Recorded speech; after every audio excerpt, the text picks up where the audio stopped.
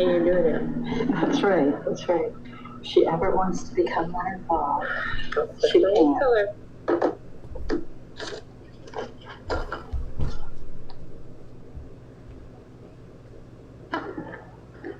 Turn this off.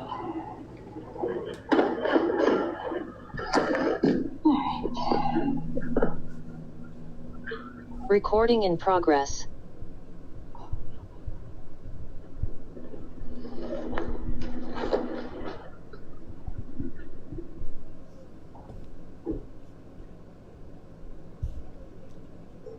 Do I need a pen?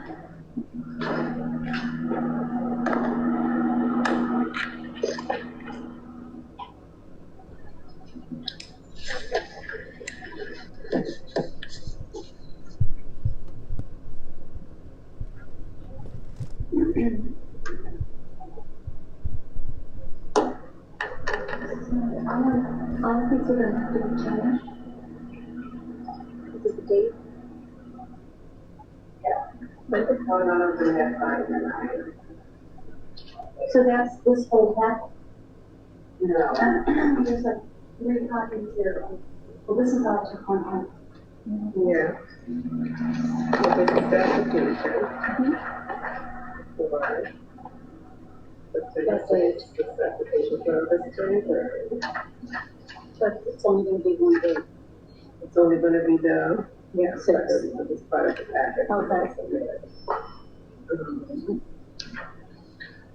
This is the email. This is what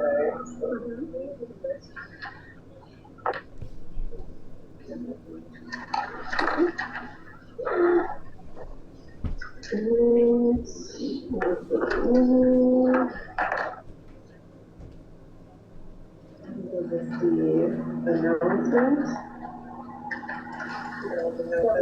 meeting.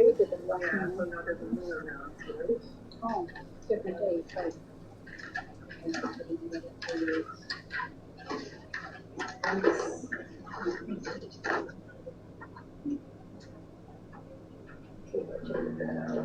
just looking at this.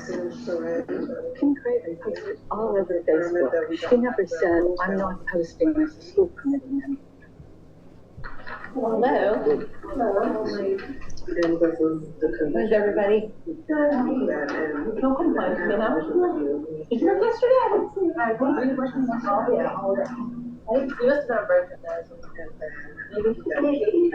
What precinct are you at? Oh, that's where I have to. Why didn't you? I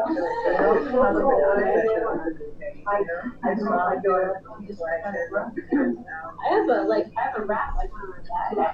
Because I'm usually at home with my right issue. Right. So I'm used to. Like the square. The problem is sometimes you have to there.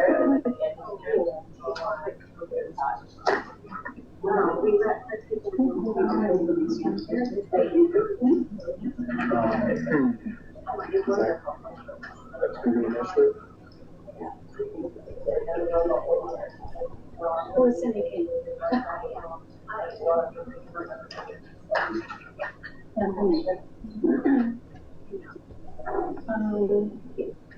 Good evening, everyone.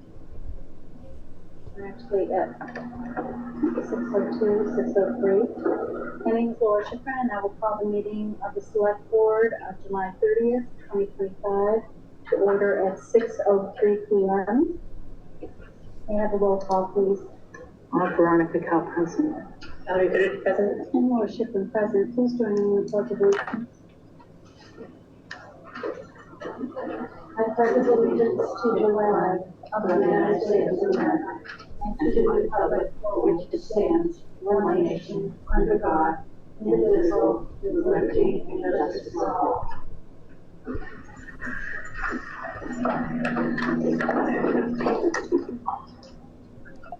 I'd like to thank all of our veterans as well as all of our military that are serving here as well as abroad, all of our emergency response people as well as their families. We have an debt of gratitude.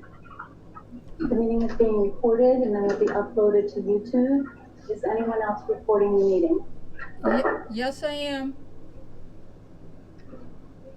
Thank you. 1.4, Chairman's resolutions. I don't think I have anything today. And for 5, we do not have any meetings tonight, so we can go right to 2.1. Yes, okay with everyone. We're addressing the one-day special license application for Townsend Ecumenical Outreach, TEO, for summer celebration and fundraiser. We did have an application for 823, and that's been changed to September 6, 2025. We did have that application. The event is from 5 p.m. to 8:30 p.m. at the Townsend Town Common, 7 Main Street, Townsend, Mass. All in close account. So we received the application. You all have that in front of you, as well as the response for. Kim, do you want to speak to this? And all the documents that are attached? Sure, I can give you a whole solution. What do you want me to say? So thanks for hearing this. Unfortunately, with multitude of cutbacks, TEO finds itself in a spot of having to do intentional fundraising to help serve the community. So we're going to do this event. I'll pass this to you. This is an email from Jen Forrest. She's a professional event planner. She is donating her time to TEO, and she has the TIP certified bartenders. So she's helping with it. Excuse me, are these things that you're passing, things that are available online here? Yes. This just came in at 5:31 p.m. Yeah, so that was something that was in an email from Sabrina that wasn't in the policy. Yeah, so. But it's normally the licensed, like bartender or the person holding it that gets the license, the permit for the alcohol, and that's what's needed. So we as the nonprofit are applying for the one-day license through the nonprofit as per the policy. So we are the license holder, that's in your town policy. And then we hire the distributor, Atlas, which is indicated on our form. Right. And then we will have the TIP certified bartenders, and TEO has a license policy, which LF Robbins provided you with the liquor liability policy that we have. And then while Jen Force is donating her time, we're not going to hire and contract with bartenders until we actually have a signed permit. We're not going to sign a contract till we have that. So am I hearing that we are not, that since you have liability insurance, you feel we don't have to know that the bartenders are TIP certified? Is that what you're saying? Not at all. They will be TIP certified, but in the policy that is online for the town, it didn't require a copy of their certification. So in my information to you, we stated that we would be hiring TIP certified bartenders, that we would be roping off an area of the common designated specifically for alcohol consumption, that everybody would be ID'd and everybody would be wristbanded, and that the wristbands, and I did bring a picture of those for you to see, would have the number of tickets or tokens that they would have to exchange in order to get the alcohol. So each person has a wristband, and they can only have the number that's on their wristband. And once they're done, they're done. That's cool. I just want to know about certification. Yes, so it wasn't until Sabrina emailed requesting a copy of certification, which is not in your policy. But it's what we've always That done. we've always done. I've never seen it done otherwise, even 5 years ago. So in the policy, it does not ask for a copy of the TIPS certification certification. And I would offer you this as well. It does not actually ask for a limit for the alcohol, and I would suggest to our community that you add that to your policy as well. Okay. Yeah, so that's not in there either. So that might be something that you want to add. We certainly would never hire anyone. I was a tips instructor. I would never hire anyone that was not tip certified. We can certainly supply before the date copies of their certification, but that was not in the policy. We could approve subject to. We would have to see them beforehand. Absolutely. Yeah, and there's no problem with that whatsoever, because we would never do it. I mean, our insurance wouldn't allow that either. Yeah. So that's okay, and Yeah. thank you for the suggestions on the policy, but we've always done it that way before, nobody's ever asked. Yeah. They've just provided it. Yep. And then also not in the policy, but no problem whatsoever, you wanted the schematic of where we would serve the alcohol. I do have a copy of that in here for you as well. Yeah. So there's the copy of the permit itself that has Atlas listed there, that actually the transporters of the alcohol. And that is the liability insurance with the limits there.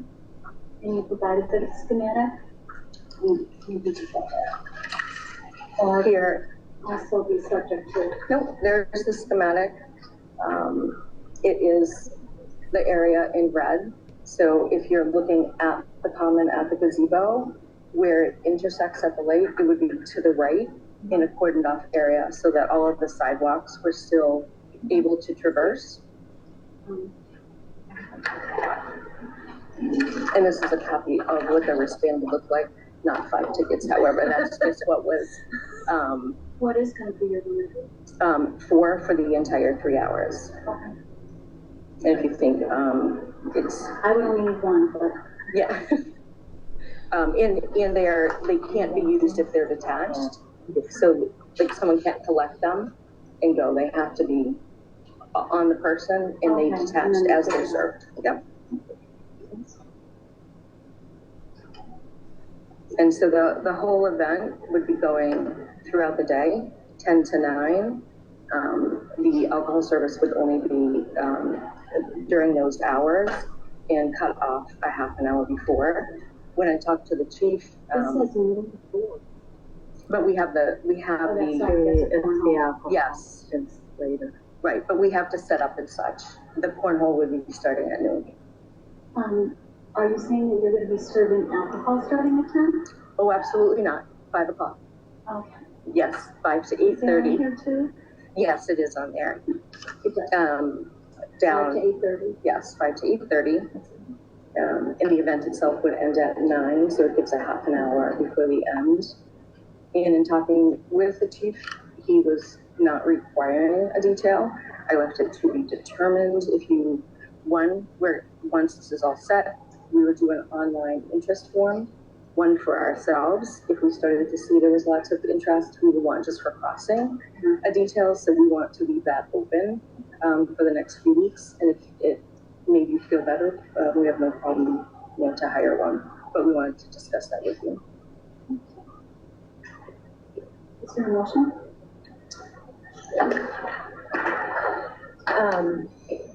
I would make a motion to grant a one-day special license application to the Townsend Political Outreach for summer celebration and fundraiser on September 6th, 2025. The event from 5 p.m. to 8:30 p.m. at the Townsend Town Common, 257 Main Street, Townsend, Mass. 04469, subject to receiving tips appropriate certification and to be signed out of session. I will second that. Okay, any further discussion? Yeah, is there a rain date that isn't in May that we've already passed? So we are not going to do a rain date. No rain date. Bring your raincoats. Yeah, Because everything I see says rain date. Is that still a Saturday? it is a Saturday. Okay. Yeah, and we deconflicted because Pepper was doing their 250th that day, and we didn't want to have something on the same day. Yeah, that makes sense. a question on the detail. Do we want to discuss that and add that? When Evans does their things on the, their outdoor markets, do we require detail? Has that been required in the past?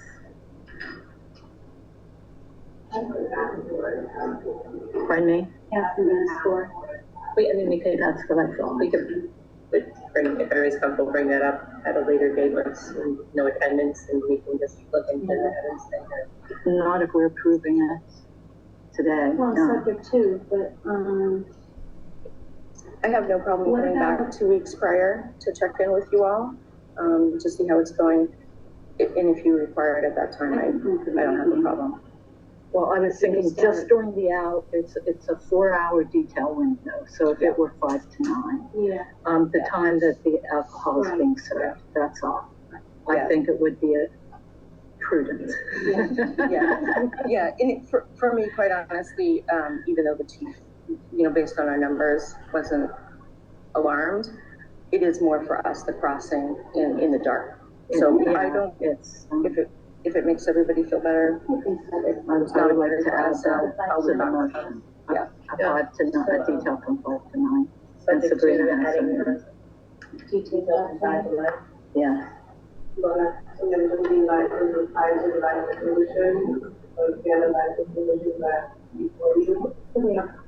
The alcohol conditions, yeah. They're right here, 1K conditions.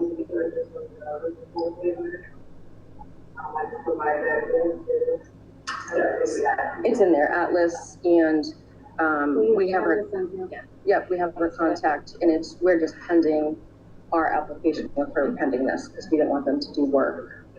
So this is number 3. Do we actually have the name Atlas? Yes. Yes, it's on the permit. Oh, it's on the permit, not on the conditions, the 1-day liquor license. Sign on the session. Okay. Condition with a condition. And then the other permits that I had asked about on Friday, the Big O permit, I don't know if you're going to entertain that or not. I know there was confusion that I got an okay from one person, and then one person said that. What was the other? What are we talking about? So we had also had the chief, he did sign off on it yesterday, I believe. The bingo permit, it's included. Bingo. Yes. Raffle permit. Yes. Is that the same day? Yes. It is in the Is it during the event? Yes. And Townsend is a bingo approved town. Yeah. Is it stable? Of Yes. sorts? Yes. And so it's a little bit interesting. There's a spot for the chief to sign, not a spot for you all to sign, but it says authorized like a officer. raffle. Right. kind of thing. And then the regular raffle, just for your Has 3 awareness. spots for authorized officer. This is actually our proceeds that Oh, we okay, so have to this turn is- in. This is the regular raffle that you don't have to sign, but I just wanted you to be aware in case anybody asked, like, what are they doing? You did apply for that for whatever reason. It doesn't come through you, but the bingo one does. So there's a lot of moving pieces and parts. And I feel like I want to make you guys a little flow chart. Okay, the bingo. Yeah. So we do need to approve the bingo. What they give and Separate. Yeah, there would be separate signatures. We didn't vote yet on the motion here. And the motion includes the tip certified and a detail right now. and the detail and the conditions. Yes. Any further on the main motion? Can we take the bingo separate? Or do you want I'm to good with do doing it. It's not listed on here. That's something that we're considering. Okay. Can we vote on the main motion then? And go back to that? Absolutely, we can. Okay. Under normal circumstances, I wouldn't care, but Yeah, right, okay. Are you good with that? We're gonna take the main motion? Yes. And any further discussion on that? no, I'm good. Okay. Roll call vote. Veronica Kell, yes. Shall I go to Jeff? And Laura Schiffern, yes. Now, do I hear a motion for the bingo permit?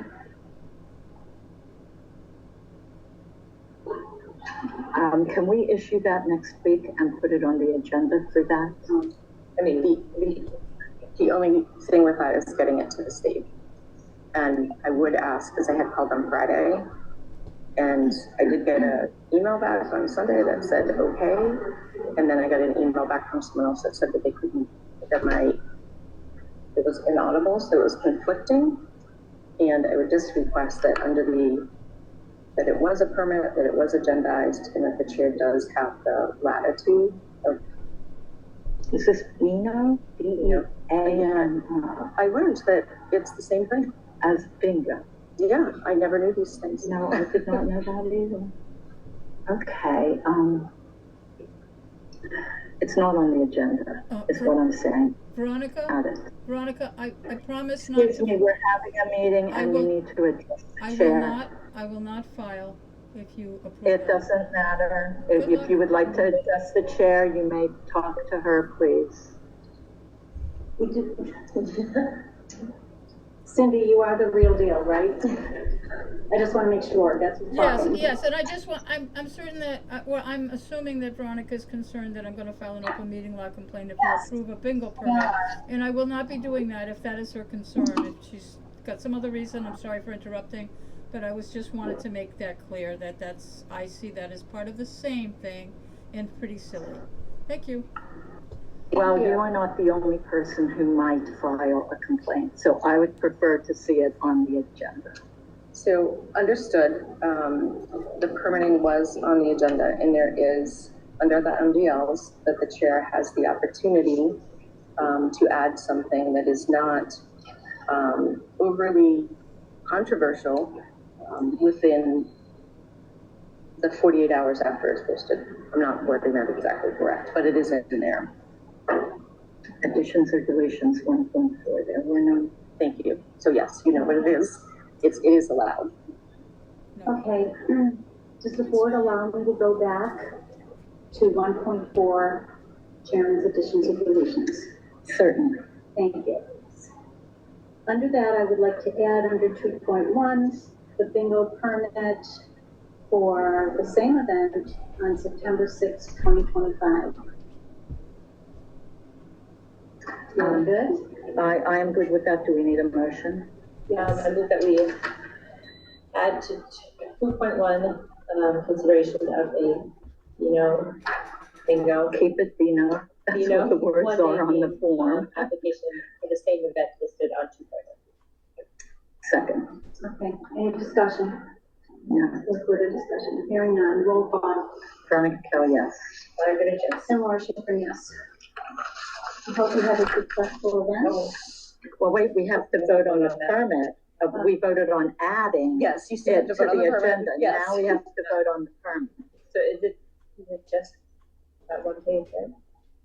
Yeah, that's Yes. all I think it is. There are There's two pages or there's more. two, But one for the 6th and one for October 25th. If you want to hold the one for October 25th till next meeting, let's hold that's that fine. one. Yeah, let's just do the one. The one for the one event, so that there's no question.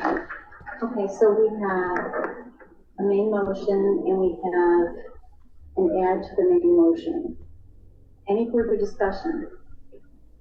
Main motion is amended. Roll call. Wait. Make another motion We need to make another motion to approve the permit for 9/6/25 for Bino. So if, I thought that's what we were doing. I thought we voted the first one. no, we voted to the liquor put it, license. yes, And then we vote to put it on the agenda, the agenda. to add it to the agenda. Now we have to vote on the actual permit. Is everybody on the same page? Just checking. Okay. We have a main motion. We added with the bingo on it. No further discussion. Well, I have to make a new motion. Make a new motion, please. Is the first one approved? Yes, we Yes. voted that already. Yes. Yeah, we voted that already. All right. Second motion. I would move to grant application for a one-day license to conduct a one-day game commonly called Bino for September 6th, 2025, for the outreach for summer celebration and fundraiser. Townsend Town Common, 257 Main Street, Townsend, Mass. 01469. Second, To be signed out of session. to be signed out of session. Any further discussion? No. Hearing none, roll call. Veronica Kell, yes. Valerie Goodrich, yes. Motion please. Thank you very much. And on behalf of my board members, TEO, all of them, they came in case you had additional Thank questions you. about TEO. So thank you, appreciate it, and thanks in the rain. Yeah, and will this be up on the website, so we can direct people to it? It's just a description of. Yes, now that this is all approved, we'll have the JPEGs and everything circulating. We just wanted to have everything in hand and have it formally in front of you before we started advertising. So, Sounds good. all right, do you want to keep Hopefully it's those for successful. your reference? I'll give it to Sabrina. Okay, Yes. great, thank you so much. Thank you. What about this? We'll make an Should this go with it? announcement. Yeah, we have a copy. If there's a folder, that would be good. Ken, we will make an announcement under announcements. That'll be read. Okay, great, thank you so much. Okay. And then we'll do that. Okay. Down to 3 appointments of officials, personnel, votes may be taken. Real deal, Cindy? I have a question. Cindy King, are you there? Yes, I stepped away for a moment. What can I help you with? Well, we seem to have majority of the Historic District Commission here without a joint meeting. So they're informed. They're in quorum. Yep.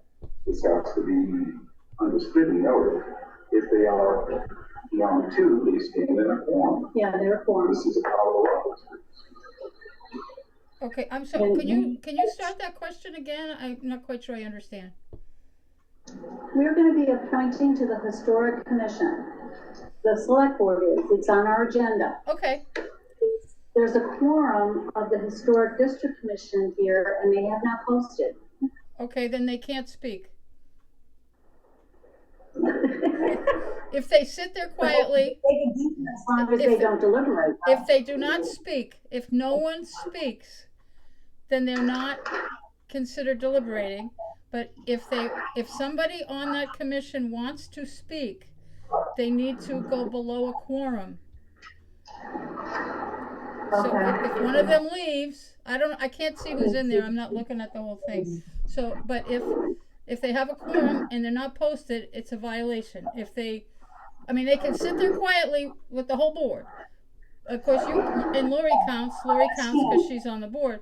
But if they reduce their numbers to less than a quorum, then one of them can speak about whatever they want. But if they have a quorum there, they cannot speak about anything that's within their jurisdiction, which I assume that the reason that they're there is because they want to speak about the appointments that you're doing. But I suggest to the commission that they reduce their number to below a quorum. I just have the chair here and myself because I am on the commission. But you're not a So we quorum? do not, You're less than a we quorum? are not a quorum. The Historic District Commission does not have a quorum. Okay, then they can speak about the appointments. They can be there. They can speak about whatever they want. But I think somebody mentioned that they might have a quorum. But if they're under a quorum, that's good. No problem. They left the room, we closed the door. Okay? So we are going on now to 3.1. Just note that conversation had already begun when they were informed. Well, They were in person. Conversation had already begun while they were in a quorum status. Okay, well, So the town's already out of bed and now. I'm not this anymore. I want to work with the commission. Right. But it was already in violation when I witnessed conversation between 4 of them and the discussion. That's only in my. Okay, well, we understand that, but now we're in the select board meeting and, right. Okay, 3.1, appointment appoint James Dorian to the Historic District Commission effective July 30th, 2025 until 6/30/2028. Is there a motion? I move to appoint James Duronian to the Historic District Commission effective 7/30/2025 until 6/30/2028. Second. Jim, do you want to come up to the table? Sure, absolutely. The car next to you, seeing what? I want to thank you for volunteering. I know you're doing other things for the town as well. Trying to do. Appreciate your retirement, so I that like you can. Retirement's good. Did you want to say a few words? As I understand, Mary Jane, you had sent me a letter, and I thank you. But I think my curiosity of it was for the 14th, for me to sit down with you to move through this process. Is that what your intentions were with the letter when you sent it to me registered? I think registered letters were sent out to the volunteers. No. Could you Letters were sent out to James Duronian because I could not get a email address. I don't, listen. That should have nothing to do with it. I want to stay on, let's stay on point. No, I want everything in writing because Well, you said you were calling. I said I was, and after I left that meeting, I decided I wanted things in writing for this very reason. I want people to know, number one, I think that you should be recused from this because you're a member of the HDC and a liaison. Yeah, I'm just running the meeting. I don't have to vote. Okay, just so that is noted, Sabrina. And also, I have an issue with the fact that you, being our liaison, have not brought information to the board during the liaison period. What are you talking about? I sat on the board. I'm talking about this board, the board of selectmen. You didn't tell them that we were working on this. I But did. we have a very important issue right now at the HDC. As you well know, we are on the brink of losing the HDC. And you know that because I discussed it at the meeting several times. We have an appeal in process right now. So having applicants on a board that may not even exist after August 6th was not a priority for me. I have contacted Jennifer Ravelette, Maria Milliken, and James Doroyan. If he doesn't like, and you don't like, that I sent a certified letter for information so I can have stuff in I writing. didn't hear about it till now. No, I'm not asking. I'm just saying, if he doesn't like it and you don't like it, I am sorry, but that was the only communication. I'm not doing verbal because if he said, she said, I'm not going there. I don't know what we're talking about. We're talking about his disgusting remark that I sent him a letter and he's insulted by it. Just a minute. Let me go Can I back say to the something? volunteer I forms when will they end came this in. right now. I will egress, and I will go forward in a different format. I will not tolerate this. Let it be known. You need to curb your disposition talking about or to me, ma'am. Please. Okay, Please. how do you want to proceed? Okay, so, well, let me go back. Do you want to read the letter and then you can talk about it? Go ahead, read the letter. I don't know anything about it. As a member of HTC, I do not know anything about it.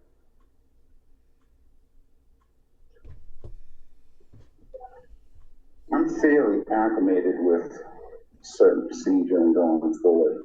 We have never, in any way, sent a registered letter to an applicant for conservation, agriculture, or anything of the sort. I think it might have been more confusion, and I wanted some clarity to it so I could better understand what I was reading and what was truly behind a registered letter for an appointment for a volunteer board. Okay, I can answer the registered letter part. Could you maybe address your comment to me prior to that with disgusting, please? No, I don't want to go back there. Well, it'll be noted. Thank you. Okay, but I can discuss the registered letter Yes, ma'am. because I was not sure about your address We've because been there since 1959. I understand that, but I was uncertain because you have a rural, you don't have a post office box, you have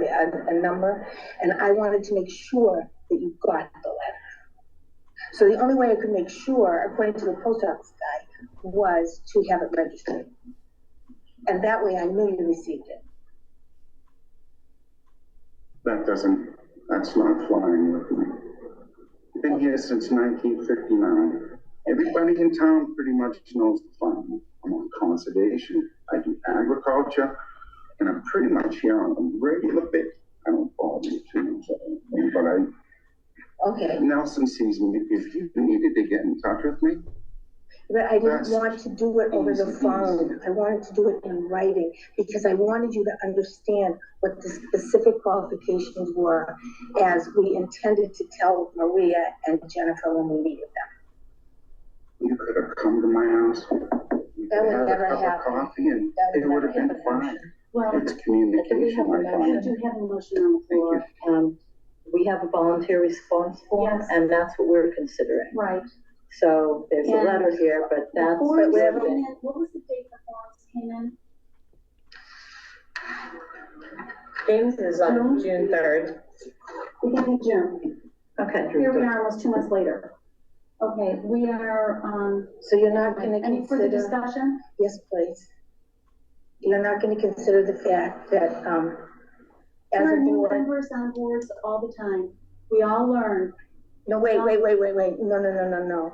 Would you please pull up, seeing that you have this, can you pull up the Townsend bylaws for the composite of the HDC? Yes, on charter. I think it's right here, actually. And one of the things that we need on the board is an architect. And we discussed this. How often, I'm curious, like how often the makeup has actually had those individuals on it? There was one Since the beginning. So it's always had, Well, there was an architect, Well, but he resigned several years ago. He resigned 2 years ago. But up until that time, there was always an architect.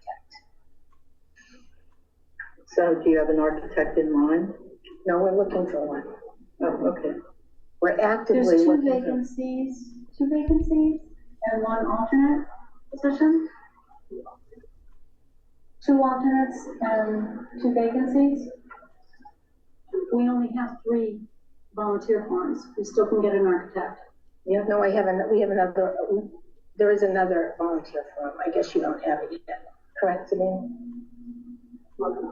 Kathy's Coffee? Yes. No, you don't have it. I have it in my box. How did it get there? It's stamped. Don't they go to you first? Well, I did. they go to the Volunteer forms? Yes. Usually, unless it says separately when it's submitted, but.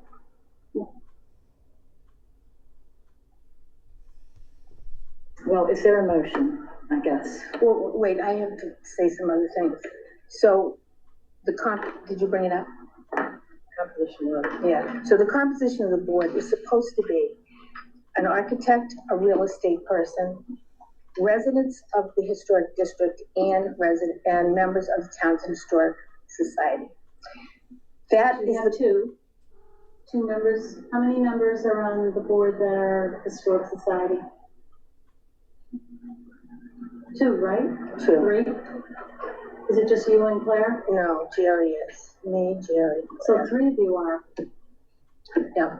But it's And only supposed to- Susan and Claire both live in the district. Yeah. You're a real estate agent. Yeah. We need an architect.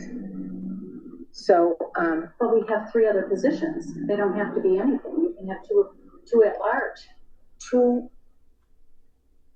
doesn't say at large, does it? So in the bylaws, it does not specify the makeup. Correct. It says, I mean, I could go through Please it. read it. Go to 4. Is it? Are you on 54-4? Yeah. Please read it. Hereby established Historic District Commission under the provisions of the Historic District Act, General Laws, Chapter 40C, consisting of 7 members of the board, appointed by the Board of Selectmen, including 1 member where possible from 2 nominees submitted by the Historical Society or the Society for Preservation of New England Antiquities, 1 member where possible from 2 nominees of the Massachusetts State Chapter of American Institute of Architects, and 1 member where possible from 2 nominees of Field Hill. So it's not a hard and fast. It's a where possible. All right. So in other words, you're going to appoint these people regardless of them not being vetted by HDC. Is that what we're getting here? You're taking your executive power to override the HDC meeting and vetting the people that they're going to serve on, right? My take on this is we are getting volunteers on boards to fill the board. We don't want warm bodies on the board. We want people who are committed to the historic preservation, Veronica. I have never considered Jim to be a warm body. And I've worked with him on the conservation commission. But is he a member? Pardon me? So you're gonna, a warm body, okay. We need people on board. We've been asking for volunteers at every single meeting. We've only had 2 since we've had this, and we have a more important issue. And we have 3 the select board today. Have been asking for months. You were given these the beginning of June. Yes, and I've had 2 meetings with you, and I have not been able to concentrate on these applicants because I'm really worried about the zoning appeal.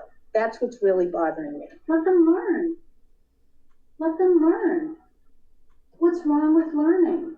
Everybody's been new. This is not about learning, Laura. This is about defending the historic district commission in the number 1, 2, and 3 districts. I think all the boards and committees are important and they all serve a purpose for the town. But it's up to the board. So, are you ready to vote? I'm ready for a motion. Before you move, I just make a brief comment, just to get on the page. I gotta like her enthusiasm to her commission. That's a lot of dedication, and I get it.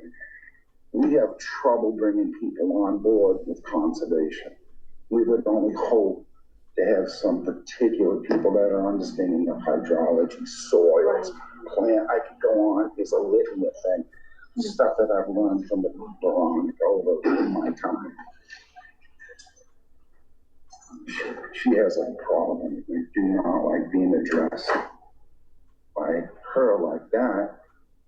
When I want to come on to this board, learn from them, help out with it, and be productive and do things to my town. It's hard to want to say, I'd love to get into this commission. Is this what it might be like?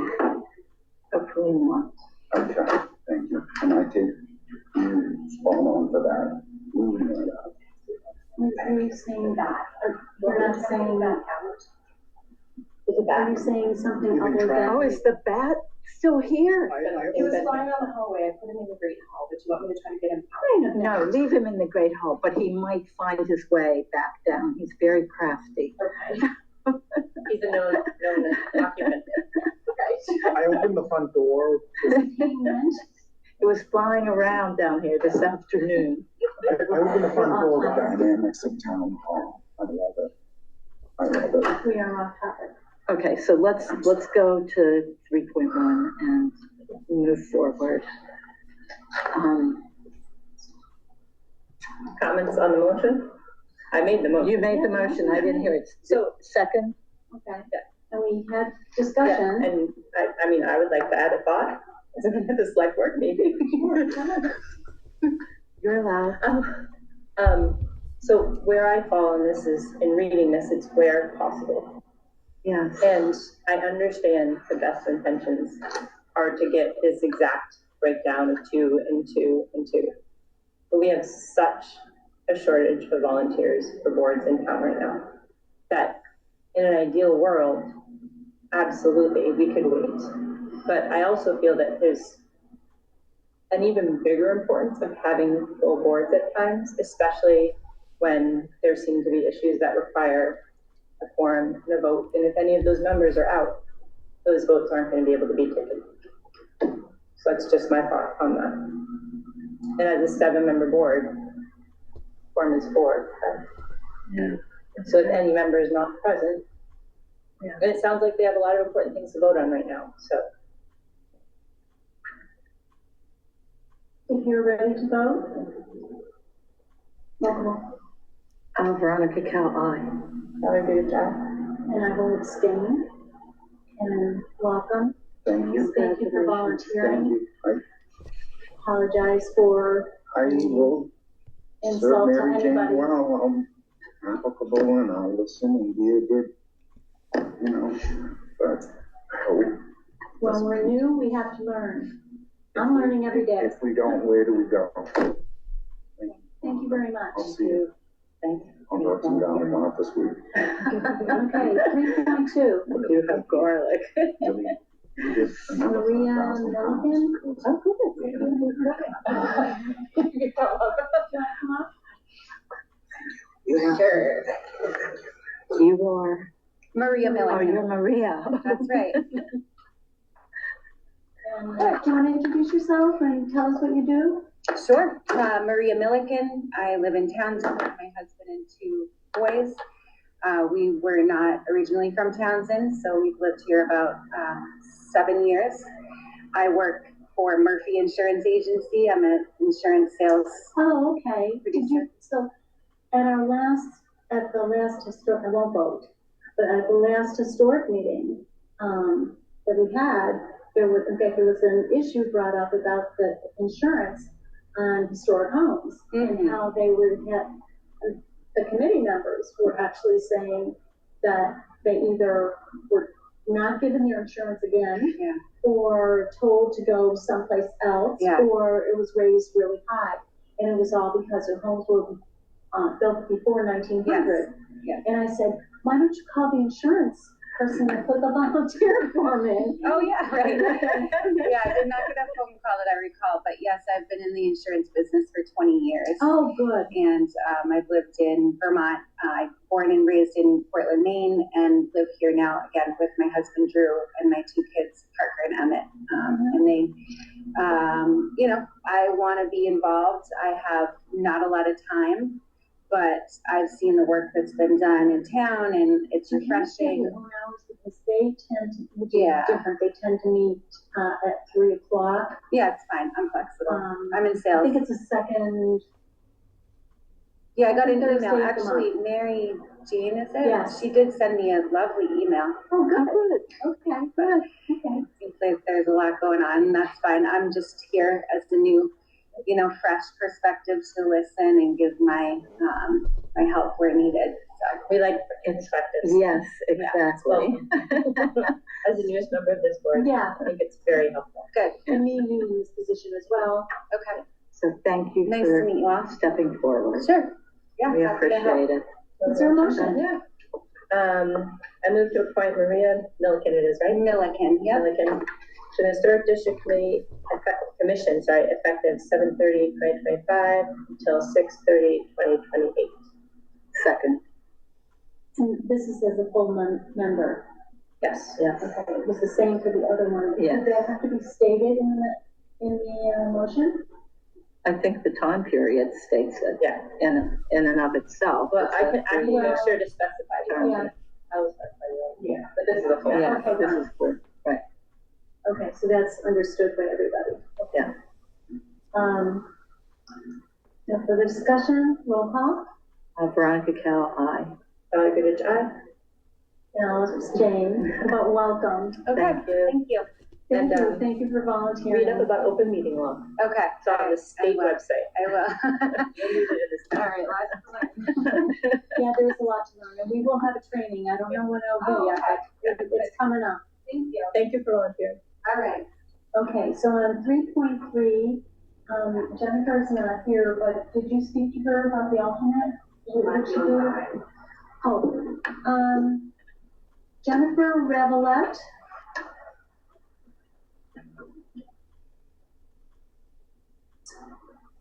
I don't see someone by that name. Yeah, The Zoom link. I'm not on the Zoom, so I don't know. I mean, she gave a pretty good description in her volunteer. She wrote a whole thing. Let's go ahead and get that up. Okay. So can we, Amanda, the alternate. Okay, thank you. She was what? Interested in the alternate position. Okay, yeah, So that is that's what good. she And they still said. have a vacancy for alternate. Right, even after that. So, okay. Is there a motion for Jennifer Revelette? I move to appoint Jennifer Ravalette to the Historic District Commission effective 7/30/2025 until 6/30/2028 as an alternate. Second. Any further discussion? Hearing none. Roll call. Veronica Cal, aye. Valerie Goodrich, aye. And Laura Schifrin, aye. Thank you to all three of the new appointees, and please remember to go to the town clerk's office and get sworn in. Right. And you want to do that before. I think it's August 14th is their meeting, so as soon as you can go to the town clerk's office. If they want to go to the hearing. Thank you for saying that. That's true.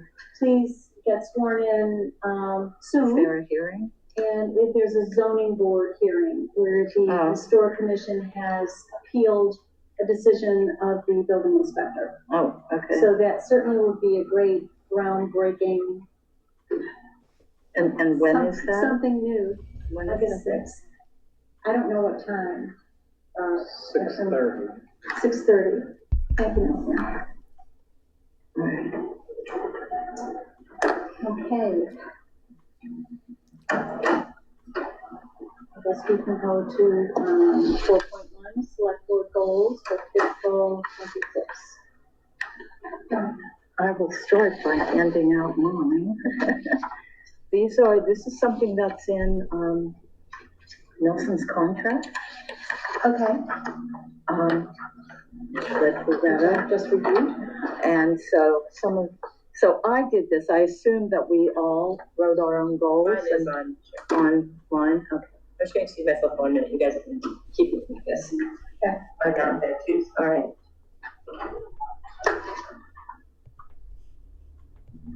I will tell you that mine are to catch up on everything, like ASAP, because we have been so distracted by so many things, not just being new to everything, but just all the blindsided events that have happened. Plus, and I am learning every day, and I apologize for any of the unintended, for sure, mistakes that I've made with the open meeting law violations, but I am learning. And the public records requests have taken up so much time, and that's not normal. Although it happens, it's not normal for this town this much in the last 5 or 6 months, or almost 8 months now. So I'm hoping that we can resolve a lot of these issues and that the training will happen sooner than later. And do you have a date yet? I do not. We reached out to Adam. I will reach out to him to see if he can, give us some dates. He said almost any time, and he will do 2 for us so that we can have one during the day and one in the evening. So anybody who's in town hall and it's easier during the day, they can come in and do it. Or if it's people who are working all day, they can come in at night. Okay, I will, I'll reach out to him to solidify a date. I am hoping as soon as possible, the latest, the first week in September.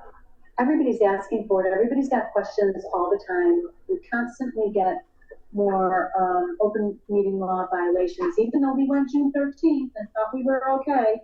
And that was in progress, but apparently we're not even answering things when we're supposed to. But I want all that to change. That's my biggest goal. Veronica, you have the floor. All right. So I think I'm the one that asked for this to be on the agenda. I don't know if anybody else did as well. But in the town administrator's contract, it states annually between June 1st and July 31st, the Board of Selectmen and the town administrator shall define measurable goals and performance objectives which they determine necessary for the proper operation of the town and in the attainment of the board's policy objectives, and shall further establish a relative priority among these various objectives. Goals and objectives shall generally be attainable within the time limits specified and within the annual operating and capital budgets and appropriations provided by the town and the events that have occurred during the year. The town administrator shall prepare in writing and submit for the board's approval such goals and objectives, which shall be signed by both parties and shall be attached to and become a part of this agreement. And we are not behind. And yeah, we are. The board and the town administrator will work together to develop an evaluation document to be used for the evaluation of the town administrator. This year, the town meeting process took much longer than it ever has, in my experience, in my 3 years as a select board member. So I don't think this is terrible, but I wanted to get the process started, and I think over the next 2 meetings, if we can, the way we always did it in the past, when I was a selectman prior, was that the select board brought our goals and we discussed them. And then the town administrator considered and we worked together to come up with what the evaluation tool would be. So seeing as how it was July 30th coming up, and you know, I knew that we weren't going to do this prior. We've had so many budgetary considerations, which we're not done with, but it's time to start moving towards the year. So we are a little late. We're about 2 months late of where we normally are with this process. So that's for our goals. On the other, the flip side of that is we also have the TA's evaluation coming up. And that will be on. Wait, I thought we already did that in March. Yeah. 1 year of the annual is due for the contract. In March, we already did it. No, we did not. His contract is August 24th. His contract was signed in July of 24. We're at a year. We're not at a year altogether. But for the contract, we're at a year. I've talked to Callie, and we'll work on the forms, and I think that we probably should meet for the August 19th. I'm just reading in the 4th quarter of each fiscal year. So we did this in March, April. I've read the contract. I'm looking at the contract. And it says annual, which would bring him to this August. But I think what Veronica is referring to is the very first sentence is that it's in the 4th quarter of each fiscal year that the board shall review and evaluate the performance of the TA. And the 4th quarter would be from April, May, or June of that particular fiscal year. Okay, I just want to do goals. We can work out Are you understanding it the same way? The goals is being defined between June 1st and July 31st. And, you know, to Veronica's point, we've been working on the goals. And then it's the 4th quarter that you evaluate how I perform relative to those goals. Is Callie saying that there should be, so are we doing, when would? In my mind, looking at the contract, we were going to be doing it in August for the year of his contract. Not the fiscal year, but the year of his contract. Because his contract ends in August or whatever of 27. Well, we could certainly do that if.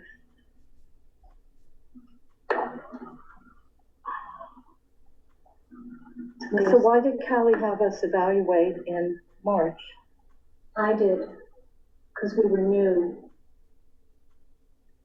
I mean, I don't think you guys were necessarily, Because we really had nothing because, to go on. you know, the fourth quarter starts technically in April, so I think doing it in March isn't, you know, that, So out of the norm, so to speak. this agreement I'll shall be report for a next term I'll effective. report next week. So let's put this on the agenda for next week and we can discuss, but can we talk about goals? Yes, ma'am. All right, let me Go get for it. back to, all right, I need to get back to Valerie's. So, I think those are somewhat similar. I think they are too. I think that my number one, financial management, Which is your number two goal, budget process and timing. I took it a little bit further. Well, I took the other one further, so it's good. Yeah. Policies in place, including updating those in existence and developing those that are not, meaning that do not exist. Purchase and budget for industry standard financial management software for the town, such as ClearGov, so that we have financial management software in place. So there was a big brouhaha about there not being a budget book. Well, we don't have the software to do that. Sure, you could do it with Excel. It would be so time consuming.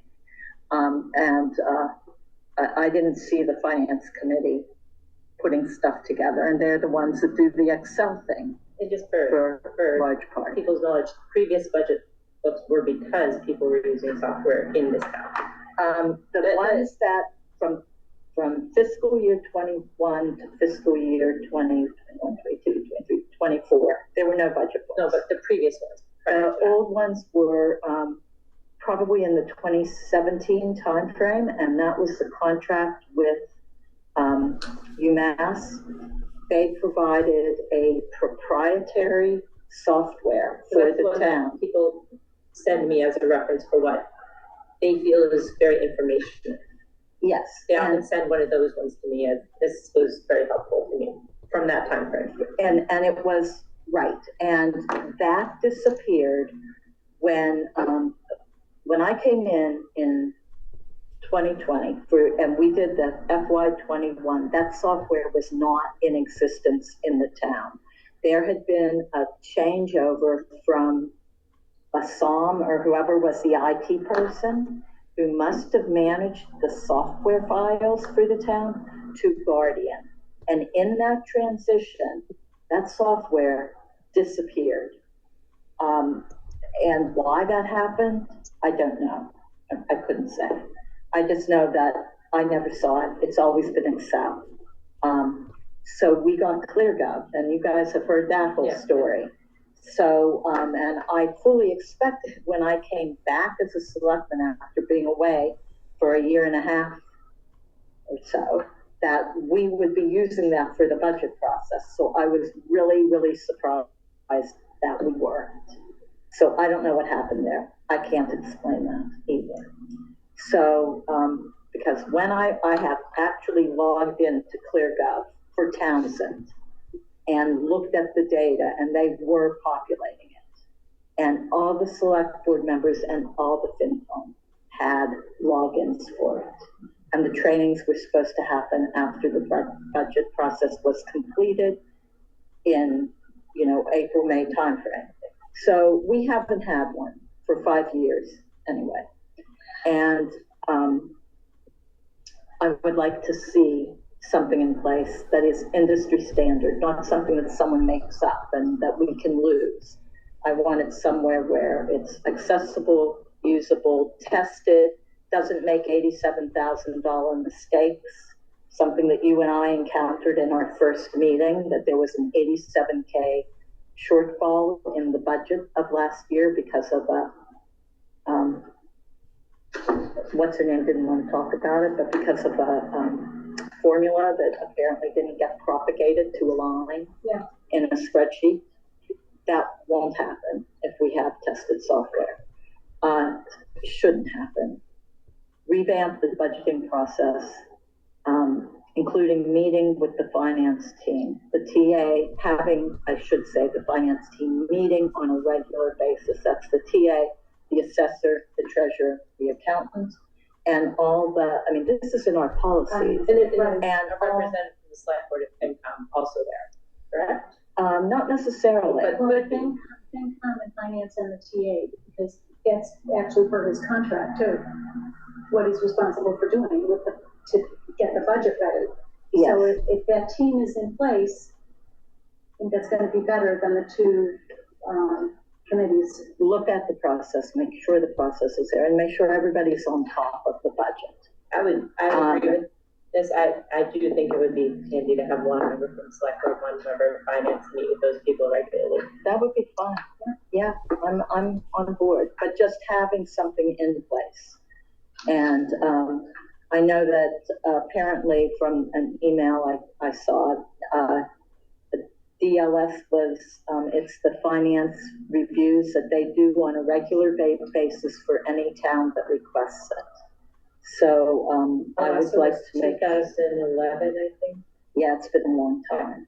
And so I think Andy was here as RTA at that point. So in any event, I would like to see that the select board is on board with that as well. So that's number one. I think there's someone on Zoom that has their hand up. Do you want to recognize people? I want to go on with. Did you have something quick, Cindy? Yeah, I just want to speak to Veronica's statement, which I know she's made before, regarding the budget book and this imaginary software. And I'm sorry I used that term, It's not imaginary. Hold on. Can I please speak? I was on the FinCom from like 2013 to 2015, and then from 2015 to 2019, I was on the Board of Selectmen. I know very well how the budget book was created, particularly during my time as selectman, because it was created by the town administrator. There was no I was also on the Board of Selectmen when Collins Center came in. There was no magic software that provided something so that you could easily just plug in some numbers to come up with the budget book. This is a standard document. You can go back to the town meeting information from those years, and before 2015, Andy had a budget book. And it's a combination of using Excel to produce nice graphics. Unfortunately, we don't print in color, so it's kind of hard, but it's a Word document, and then it includes the very spreadsheets that the Board of Selectmen, this past town meeting, you provided all those spreadsheets to provide the budget. I don't think somebody did it for you, but the budget is included, as well as an explanation, a little bit of history, and it talks about some projections. The budget book Thank you, is Cindy. not I understand software. what a budget book is. But there was no software. To create it. During those years, there was never software. I Excel think and Word. I think Sulicio, who was on the board with you, would speak differently about that. She did when she was And she did when she was here. Sulicio So it is was not on the board with me between 2015 and 2019. She came on the board in 2018. I was on the FinCom from 13 to 15 and the select board from 15 to 19, and there was no software. The software, in fact, Sue used to use Excel, and she used to brag about how good she was at Excel, and I'm not just criticizing that. But it was Excel and Word puts together the budget book. Thank you. All right. Thank you. Thank you, Cindy. All right, next. All right, so back to our goal setting. Did I lose? Oh, here it is. I want to look at number one of Valerie's. The coordinate. So my number one was the same as Valerie's number two, essentially. Valerie's number one is coordination and regionalization for sustained fiscal stability. And some areas to start. The first one was discussions with Ashby and Pepperell for opportunities to regionalize. And The three towns, any response to the two towns? I have a quick update on that during my TA. Okay, Right, good. And then B, Department of Public Works. So that's DPW And that goes with my number 2. So 1B of Valerie's is my number 2. Looking at the organization and structure, create a Department of Public Works incorporating highway facilities, waste management and recycling, cemeteries and parks, and excluding water. And then create a separate minutes clerk position to support the Board of Health, the Historic District Commission, and any other board that doesn't have staff to work on minutes, so that we can get those all organized. So with a similar, one of the things that I hear a lot is the agendas from town are kind of different formats and all over the place. Yeah, there should be. And again, I think having that person to remind new board members of things like open meeting law in a meeting, say, oh, we shouldn't, that's off topic, that's off agenda, that individual to be that. Yeah, and a lot of them are still sending out to everybody on the board. They're not blind copying. right, So that would help with that. and that open meeting law training that is being planned It's all related is to each part other. of that too. So number 3, I put human resources because we know that's a position that we will lose halfway through FY27. So I put for my number 3 primary goals was to provide for this function by reorganizing the executive office to include a town administrator, an assistant town administrator, and a clerk, and incorporate the HR function into that somehow. And I think that where DLS can provide support for financial management, I think they could also provide support for an organization structure. And so maybe that's something to explore. What's the process for getting this going? I think she just said how they do we want to go hire about an it? extra person These are my in the suggestions. select board It's not office. the end all be all. This is the way it They must want to be. hire an But assistant these are town just administrator ideas and the that, clerk. I can't so then I'm going to go back to Valerie's. Her number 3 is communication and collaboration with the school district, and number 4, communication with citizens. I would put that, looking at my number 1 under my secondary goals. These are similar things that could be munched together. Mine is provide support and training to the existing staff so that each department is updating their portion of the website on a regular basis. That would help so much with communication. And maybe there are other ideas around that. I don't know. Too. And our website is in need of a boost. So however we do that, that's something that I think that also too is I know there's MMA training on towns, not board members, using Facebook and social media. yeah. It's very often, just so everybody knows, read only. It's just informational, but getting that so that people can link to it, because that's where a lot of the discussions are happening.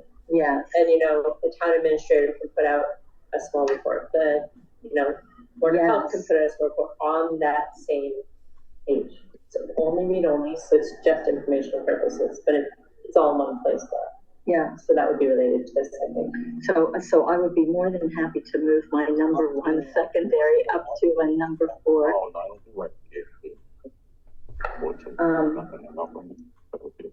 Can we, Everyone should be muted.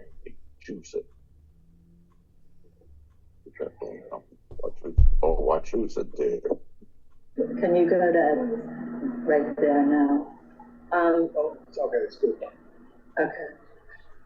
All right, so in any event, that is pretty much, and then training and communication with employees and elected board members. And that's that, and what Lori was saying about open meeting law and keeping the agendas consistent, having some consistency there. So that would be really useful. And how are we going to get more funding? That's at the top. We'll worry about that separate. But We'll get there. We'll get there. We're making, I look back at my goals from 3 years ago. And one of the things was make use of the grant programs that the state has. As a town, we weren't, but we are now. Oh, yeah. And we should put back on the agenda a report on the grants. We have that. And is it on there? It's on there for tonight. for tonight? Status update on grants. Oh, good, Yeah. good, good, good. Okay, Because we didn't get it. because we really are making use of that where we weren't before. So as a town, so that's a positive, and so there may be other options there. All right, so I had several more secondaries, which are all like pie in the sky. I mean, it might be all we can do, but it's always together. Anyway, number one, two, develop long-term plans for vacant town buildings, resurrect the previous RFP for the Hart Library. That had been put out before. We might want to look at that. This is like an on the side when we get bored with everything else. Well, we did talk about it, it just hasn't had time to do anything. And then this is just it would be fun to create a roadway, pedestrian, and bicycle corridor and have a map for the town showing where these are. Develop a document strategy for historic documents and documents going forward. That is written down. So we have the money for the digitization project. We should have almost a policy, a written, this is how it's going to be, so that it is consistent over time as town administrators and town boards change, and town staff, so that everybody knows how documents are kept, how they're digitized. And I mean, the Hart Library, there is so much paper in there that it's, There's also so much mold in there. well, could be, but No, there is. oh, is there? I haven't been in It's there not for a could be. while. Yeah, it's sad. So it would be nice to have, as we're doing the project for digitization, to develop a policy for how this is done, where we store things, what are our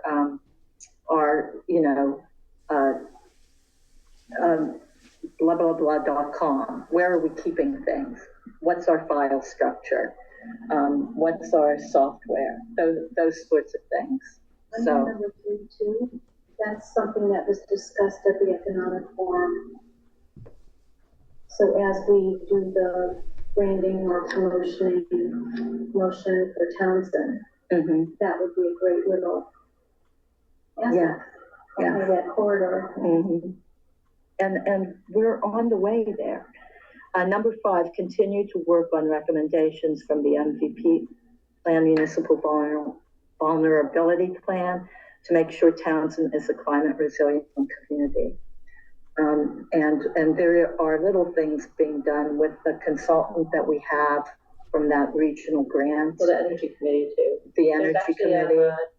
Tomorrow night at the library, there's I think it's 6 o'clock. Climate action. That's part of my, Never mind. Okay. updates. But it is that sort of thing, to keep that moving forward. Making sure that we have a river that goes through town, and you look at things that happened in, Central Texas. Could that happen here? What do we do to make sure that structures are high enough, that we're climate resiliency? On that one, Veronica, there is actually, I didn't check on it yet, there's an MMA upcoming meeting on select boards and emergency preparedness that might be interesting for people to look at, but they just I haven't registered for it, but I have all these MMA things that I've just kind of set to the side. this one was in particular how a select board would respond in those situations. And then my last one, and that this you might be more aware of, I'm not on the economic thing, and I haven't seen a report on it. I have no idea what that economic group is doing. It's been meeting with Margaret for about a year. But it's consider and plan for the economic future of the town in a measured and thoughtful way. The town collaborative, not our economic development grant. The town's economic grant or the town collaborative? The collaborative, the one where people meet about everything. Yeah. I can give a report on that when we get to that. Yeah, okay. Because I have no idea what that committee is doing, not a single clue. So I'm not on the committee, and there are no reports anywhere that I can find. It has to do with communication for people to know that this is what's happening. I wanted to know because And I stopped there because I figured from that and with Valerie's and that we could, I did mine before I read Valerie, that we could, amongst the four of us, come up with goals for the town that are reasonable for the time period and measured. And That's, I agree with a lot of these. I think based on the timing of the year, we probably should keep it that's why I did primary and secondary. pretty primary. In particular, your number 2, which is my number 1, I think requires a lot of time-sensitive decision making, because Yes. some of that would require approval at special town meeting in Right. order to incorporate it into the budget for next year. So if that is a goal that we really want to go forward with the We need to TA, get moving. we really should probably consider that, because I think there's, and I know it seems alarming to talk about organization and mutilation and these like moving to DPW. A lot of towns have done those things, and it's not like everything happens all at once. You know, there's the first year we do this, the second year we do this, Yes. the third year we do this. So the change wouldn't be all at once. But in order to do that, we have to get the structure situated with the town in order to even move forward. There is a document, it's about 10 years old now. DLS put it together for DPW in town. It was never acted on. I'm not sure why, but it wasn't. And so, I think it was about the time we started having a lot of turnover. yes, Exactly, in the police department. So in any event, it just got set on the way by the wayside. And so that might be another opportunity to work with DLS to look at that, because from a financial perspective and the state that the town's in, and which, you know, with the lack of support for additional taxes, there has to be something, because the costs do not decline for the town. So something has to be done to consolidate, regionalize,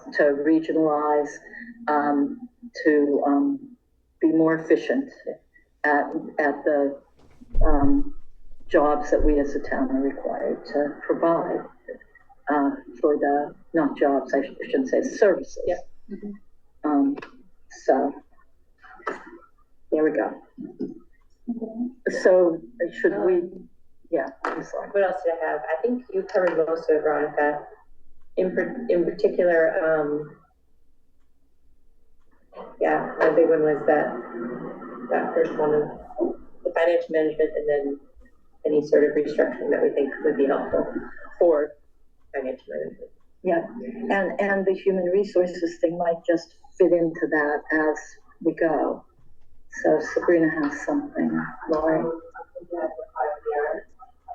Oh yeah, I did add that too, which would probably fit in with the finance part, Yeah. financial management. Because I know we need to get a 5-year. Yeah, I didn't write that down, but absolutely. And I know Don from FinCom, I don't know if he's still, yeah. It's fine. I don't know if we want to ask him to come on the 5-year plan, but I know that's a big priority of his too. So. Yeah, I think that's part of the whole financial management piece. So, so those two together would make sense to the financial and the organization. So I guess the question is, how many goals do we want to realistically set for this year? 3, 4? I like primary and secondary. So, but I think in my mind, and Laura, you can weigh in on this, you too, Nelson, I think it's worth thinking about and putting it on the agenda for next week. Yeah. For, what's reasonable, where are some places we can go to get support, because we don't have funds in the budget right now to pay a lot for support. So looking at MMA or DLS would make sense. Something that's funded other than through tax dollars to help us where we need to look at things. So, I'm good with that, so to put that on the agenda next week. Okay, I don't have anything else on that, unless you do, I Laura. don't either, we can revisit next week and Okay. go forward. I'm not in opposition of anything you said, and I just added what my short list is, and I was more on the emergency. Okay, so we have 4.2, if we're ready to move on, is the second reading. I'm reading it, I'm sorry. So we need to separate the animals and public buildings policy. Mhm. Okay. This is policy number 062025. It replaces policy number 07/2019. Animals in public buildings policy. Purpose: the town of Townsend is responsible for assuring the health and safety of all employees and members of the public who either work in or visit our municipal buildings. Animals may pose a threat or may cause allergic reactions. Some individuals may also be distracted by the presence of animals, particularly dogs. Policy: the town of Townsend does not permit employees or visitors to bring animals into municipal buildings other than service animals as defined herein or authorized police dogs, canines, in service with the Townsend Police Department. An employee or a visitor who requires the help of a service animal, as defined by federal regulations in 28 CFR 36.104, any dog that is individually trained to do work or perform tasks for the benefit of an individual with a disability will be permitted to bring a service dog animal into a municipal building, provided that the animal's presence does not create a danger to others and does not impose an undue hardship upon the town's employees or operations. Therapy or comfort animals are not considered service animals and are likewise prohibited unless they are brought into a town building with the express authorization by the select board or a designee as part of a town-sponsored program.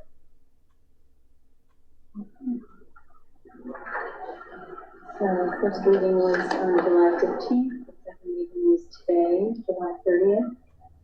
Any other comments? Motion to approve and sign? I make a motion that we approve and sign the animals in public buildings policy. And I will second that. Okay. Any discussion? Hearing none, vote. Veronica Kelley. Don Goodachai? Laura Schifrin, aye. Do you want this one right here? Want that, because mine's marked. Yeah. We'll just do that one. I don't know what's on that. I just printed them. So is it So just? this is a knowledge of receipt. In case someone needs. Oh, yeah. Okay, The very place. good. Thank you.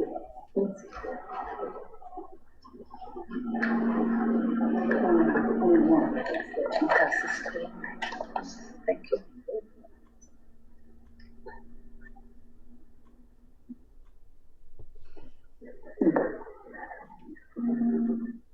While we're on policy, would you mind sending us the, policy for the permits or licenses and stuff for us to review?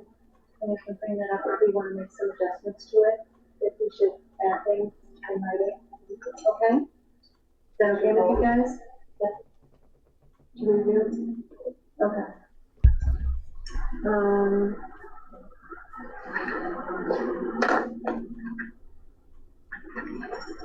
Okay, 4.3, status update on grants. That we just talked about. Yeah. Could you screen share that, so that it can be seen? Who would like to screen share? That will be me. Hold on, Hartley, I need to join in on the meeting first. Okay. Give me 2 seconds while I log in. You want to take a recess for a second? We'll take a recess for 60 seconds, please, or 2 minutes.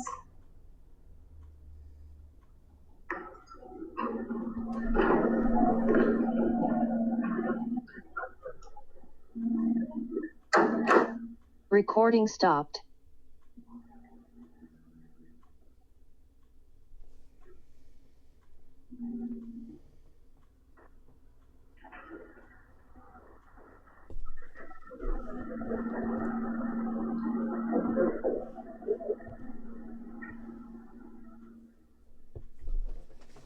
supposed to be doing a lunch and learn on grants today, and I didn't make it. It was MRPC.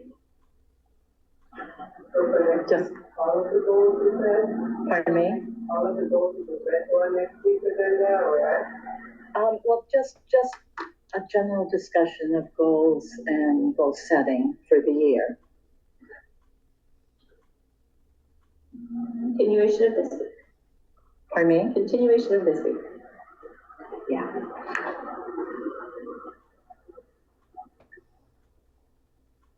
And maybe we want to put on an annual review for Nelson if Callie says that needs to be done. I don't see it in the contract, but it is true that it's a 1-year thing. But were there goals set up by the other people? I'm a little confused, but that's okay.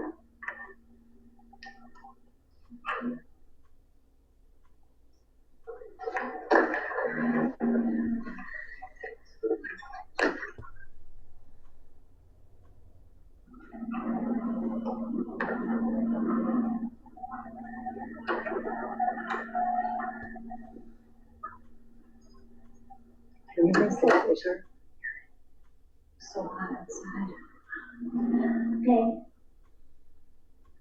All right. Harley, you can continue recording again. Recording in progress. Thank you. Thank you. All right. A lot of these grants have been completed. It's just part of sort of tracking. Actually. From when to when? These grants began when?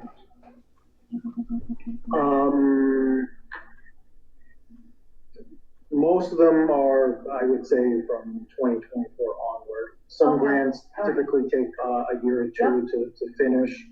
So, And we're in the middle of some right correct. now. Yep. So I'll just go through them sort of one by one. Some I'll speak more than others. We received a grant a couple of years ago to do a ADA study. So we got some money from the state to sort of evaluate all of our town buildings and properties to see what might be ADA compliant and what might not be. So a company did come out to each and every building, and there was a report that was provided by the contractor. Mm-hmm. So that has been completed, and this report is pretty important for potential future grants. A lot of grant opportunities require this sort of study to be done. That way we can So target. this was just a study to look at buildings to see where it needs work, where corrections need to be made. Yes. So now moving forward, we can apply for certain grants that might deal with ADA compliance. Some of these measures are very expensive, and the town certainly doesn't have the money to do it. But now that we have this evaluation done, we can target certain grants to pay for projects. We have a energy manager. You've met the individual, Michelle Zaneka. She also is part of Pepperell, Littleton, and Dunstable. So it's grant funded. It's for a year, and currently she is working on the climate action plan that we kind of have a lot of the pieces. She's kind of using all kinds of various reports that we received throughout the years, and putting it together into a cohesive climate action plan. And I guess I'll talk about You the. need to have that as well in order to apply for a grant for assistance in that goal. I don't think that was a primary goal of ours, but I think having the climate action plan moving forward, there may be some great opportunities. Talking about the climate action plan, Valerie had mentioned the climate action forum that's actually was supposed to happen in the senior center library tomorrow evening. Unfortunately, we are going to cancel it due to low registration numbers. I'm not that surprised, it being sort of the middle of the summer. And I think part of it also is the subject matter itself is not, I guess, that Exciting. that might be a certain way to put it. So what we're gonna do is regroup, try to have it in the fall, get more participation, maybe advertise a little bit more. We were planning on using the electronic signboards, but we've been using to move the special town election, so timing wasn't the best. So we're gonna cancel, regroup for the fall, and hoping we get more participation. That sounds good. Green Communities, that's another grant that every year we apply for. We did apply for it again this year with the help of MRPC as well as the Energy Committee themselves. We should hear back later this summer if we receive a grant. What are the projects, 7?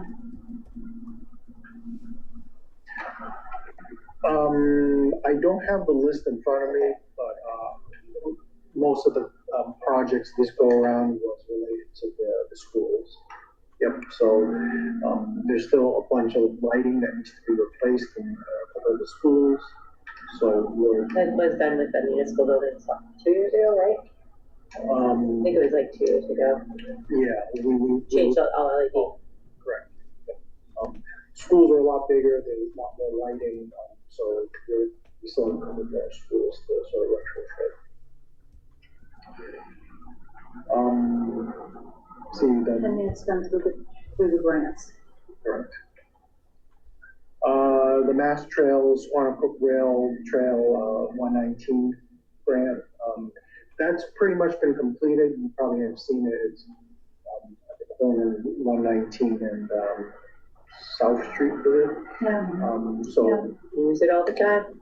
Yeah. So, and I think Bill Rideout gave us a shout out at I think it was the annual town meeting. So that's sort of been completed with just maybe some punch list items to take a look at, but for the most part, it's pretty much complete. So we're doing some closeout activities, but that's a project I'm happy to announce that. I can't see the numbers. Really small. Do you know what total is? 214,680 dollars. That wasn't for the whole thing, though. That was just for this sidewalk. It was for that sidewalk. Yeah, Not for the whole the thing. connector sidewalk from the church to the other side of the lights. It's very convenient. One saver. Nobody hit me on my bike when going across it. So we have a digital equity grant. I think this one MRPC had made a presentation on recently, and due to pulling of federal funding, things are kind of on pause at the moment, but they're looking for other grant opportunities to get some of the digital equity initiatives off the ground. I don't know if this is the place to ask this, but in digital equity, you know if this is, never mind. That's the one, the library work. Yeah, no, this is the library work. I was going to ask something else, but I'll ask it in a different context. Okay. Okay. It's basically providing access to people that That's Basically, one, do the senior center of the library. that's one Part of it. initiative, you know, providing more internet access, more training, even providing some hotspots for folks to take home with them. You know, because the library might be great, but you know, folks, they have kids that need it for schoolwork or just. I think this is a stopgap too. I mean, we have sections of town that really need high-speed access. Yeah, like the center of town. Yeah, well, Yeah, sweet. I would love to have it on the common, so you could sit at the common, but anyway, okay, let's go on here. Oh, yeah. That's pretty bad. Let me see, the MVP action grant, that was stormwater related, activities. We, contracted with Weston and Sampson to do a bunch of stormwater mapping, including culvert, looking at all the culverts here in town. That's pretty much been completed, and we actually have a report done by Weston and Sampson called the, what is it called? I had it here earlier. It's basically something that Weston and Sampson, it's a report that they put together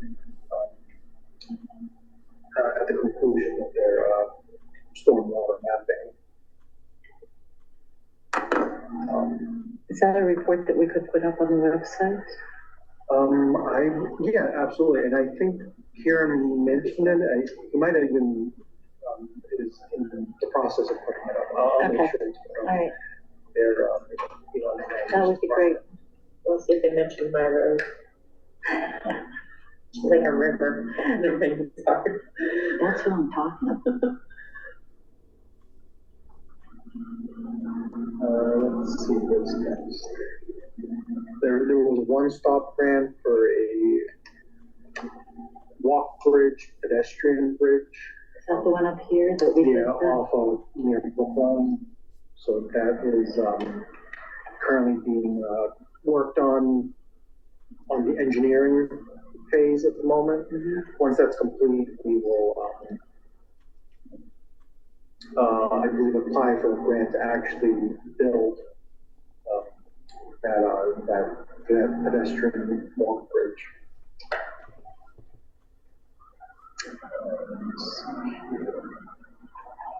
We have a MRPC grant to help with a zoning bylaw. I think that's something that has sort of been spearheading, you know, on her end.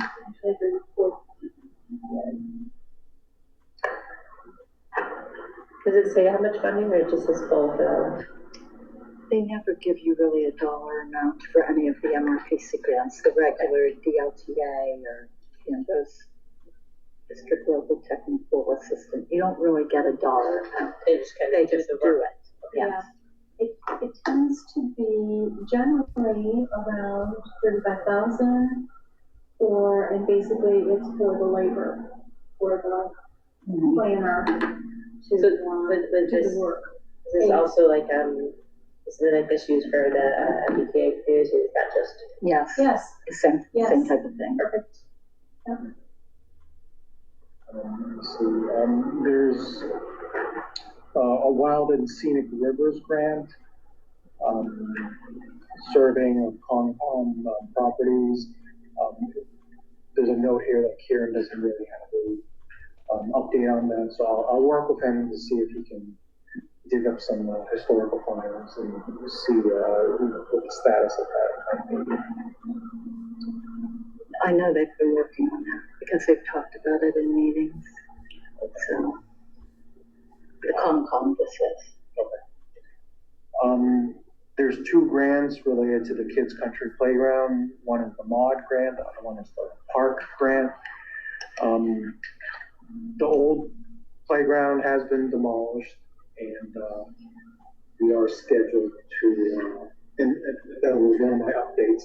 There's been a soft opening because that area has been leveled out, so there's no debris or anything that's dangerous. So kids can use it for the time being. The equipment is scheduled to be delivered in about 2 weeks' time. And so we're thinking everything should be completed by very late August, early September. So I wanted to thank the highway department and the cemetery and parks department. They did a fabulous job of mobilizing and taking down the structure. Doing it in-house saved us a bunch of money that we would have to pay a contract to do. So I'm excited. Parks and Highway. What's that? Parks and Highway. Yeah. Let's see. The fitness court, we're kind of towards the finish line, but we still need someone to finish it up. So we've actually applied for a T-Mobile grant that would. Is that what was talked about behind the town hall here? Mm-hmm. Yeah, that's where the fitness court would be located once we. I missed that. How did that get approved? But that was approved years ago. Oh, years ago. My first round of select board, probably around 2022. And so who was working on it? Like Emmy Fitness, the recreation has been working on that. And there were grants involved that the town accepted to obtain the equipment. So it's been a process. It has been, and insurance for that, and who runs it?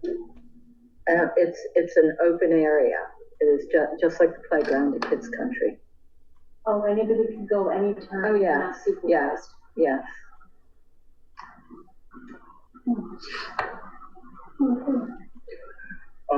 So we still need some money to finish things up because we actually need to install. We have the equipment, which is inside the garage here, but we need some money to actually prep the ground, and I can have to lay concrete as well. That's not inexpensive. It has to be done right. Correct. So we've applied for another grant to sort of to do those activities, the site survey and install the concrete slab that all the equipment will be sitting on top of. Okay. No timetable for that. You looking for donations or? I think the recreation department has done some fundraising efforts over the years, but we're still not there yet. Let's see. This is going to be like a accessory to the rail trail? Well, it could be. I mean, that was part of the idea. When we did shared streets and spaces, we put bike repair station behind the rec building, and thinking that it would, because you can get right down here from there. Yeah. So, yeah. Okay. So, is that it? So what's the whole total? No, there's a couple more things there. We're not done. Oh, sorry. So I'll go do these quickly. There's a grant that Kieran recently applied for is for telehealth. So that's like doctor's appointments virtually versus going in person. That's kind of like gaining a lot of popularity ever since COVID. Mm-hmm. So we're trying to get some grant funding to get some telehealth options here in town for folks who might not be able to go all the way into Boston or Worcester for appointments. He also applied for a hip hop square dance for seniors grant through the Mass Cultural Council. Not a ton of money, $1,000, so that might be enough for a couple sessions over at the senior center. fun activity. Community compact fiber grant. This is phase 2. Phase 1 included multiple buildings, town-owned buildings, including town hall here. Can you just say this, but 4.5? Yeah. Community compact grant, phase 2? Oh yeah, so that's actually the contract itself, but this is this is the grant. So this is phase 2, and to sort of finish up the project, and yeah, that's one of the agenda items is to Sign the contract? yeah, we'll probably sign it out of session and town council review. What else? There's another community compact grant. This is the digitization that we've been sort of talking about recently. The town clerk has kind of shepherded that process so far because he has experience in previous community digitization. So we've already met with one vendor, sort of seen a demonstration of their capabilities. We have a couple more lined up. I think that one, no one from the select board could actually make. But that was 9 or something. There's only been one that we've learned about, right? Correct. Presentation. Yep. Okay. So we're still kind of in the fact-finding phase of the grant. Part of the concern is the grant will pay for, the actual scanning of all the documents, but there is potentially an ongoing cost, which is the storage of those files. Typically, It's huge. yeah, companies will store it on their server or the cloud, but there's obviously a cost to that, and you want permanent access to those files, which in theory means permanent cost involved. Isn't there some degree, and I'm sure this is all set, what needs to be kept forever and what has phase out? 7 years. Yeah, there's a whole thing. Yep. So we would be very judicious about what we actually end up scanning and storing, because if this is a box of files that are 15 years old and that we can actually get rid of, it would be silly to be, for it to be part of this process. But my concern is that the store. Or like certain maps or plans that are nowhere available except for, I would think a lot of those would have to be filed with registry of deeds, though, right? Like, if Townsend is the only place something exists, that's one thing. But if we start having duplicate digital copies of things that are required to be someplace else, I worry that this project that has worked in technology could easily wind up costing us a significant amount of money if we're not careful of what files we're digitizing, just because of the storage size of the municipality. If they are at registries, if it's items that have been recorded at registry, no copies. Right. And I'm sure if these people work with municipalities, they understand. They know. Yeah, they know sort of the retention periods and what needs to be retained basically forever and what can sort of be destroyed after 3, 5, 7 years. My concern, as I've told Nelson, is that we have online permitting, which does store a digital copy of things, is to make sure that whatever we're doing is compatible or works with that somehow. And it's not so that we are not duplicating the process. That's exactly it. I have an idea whether it be possible to add that on to training from town council or Yeah, that he would know. I mean, if they would know as far as the years and stuff. I'm sure that there's somewhere you can find a chart like that. I did it for land trust. We knew what we could get rid of after so many years, blah, blah, blah. But We had a that could be part of policy. the training for new people. Yeah, it could be, yeah. So we're kind of just in the very preliminary stages of looking into what services are out there. You know, everyone has different software capabilities. You know, the big one that I mentioned was the permanent storage of these files. So, you know, we can always have it stored locally. You know, all you need is, you know, an actual hard drive here on site. So we're looking to connect with Guardian to see if that's possible. We also learned that the website eCode that has our charter and bylaw, the service that we pay for has some file storage capabilities, so we're kind of looking into that as well. So we're kind of looking at our options, and you know, once we need a very long walk, trying to come up with you know, a company to work with. I would like to see a process document being developed as that work goes forward, so that we have a process in place for this, that people who come. Probably evenally it would have to be a policy. Yeah. But there needs to be a process document, so it's not just in, you know, there's one person. Turnover. Yes, I don't want one point of contact, or you have to go to see that person to do that.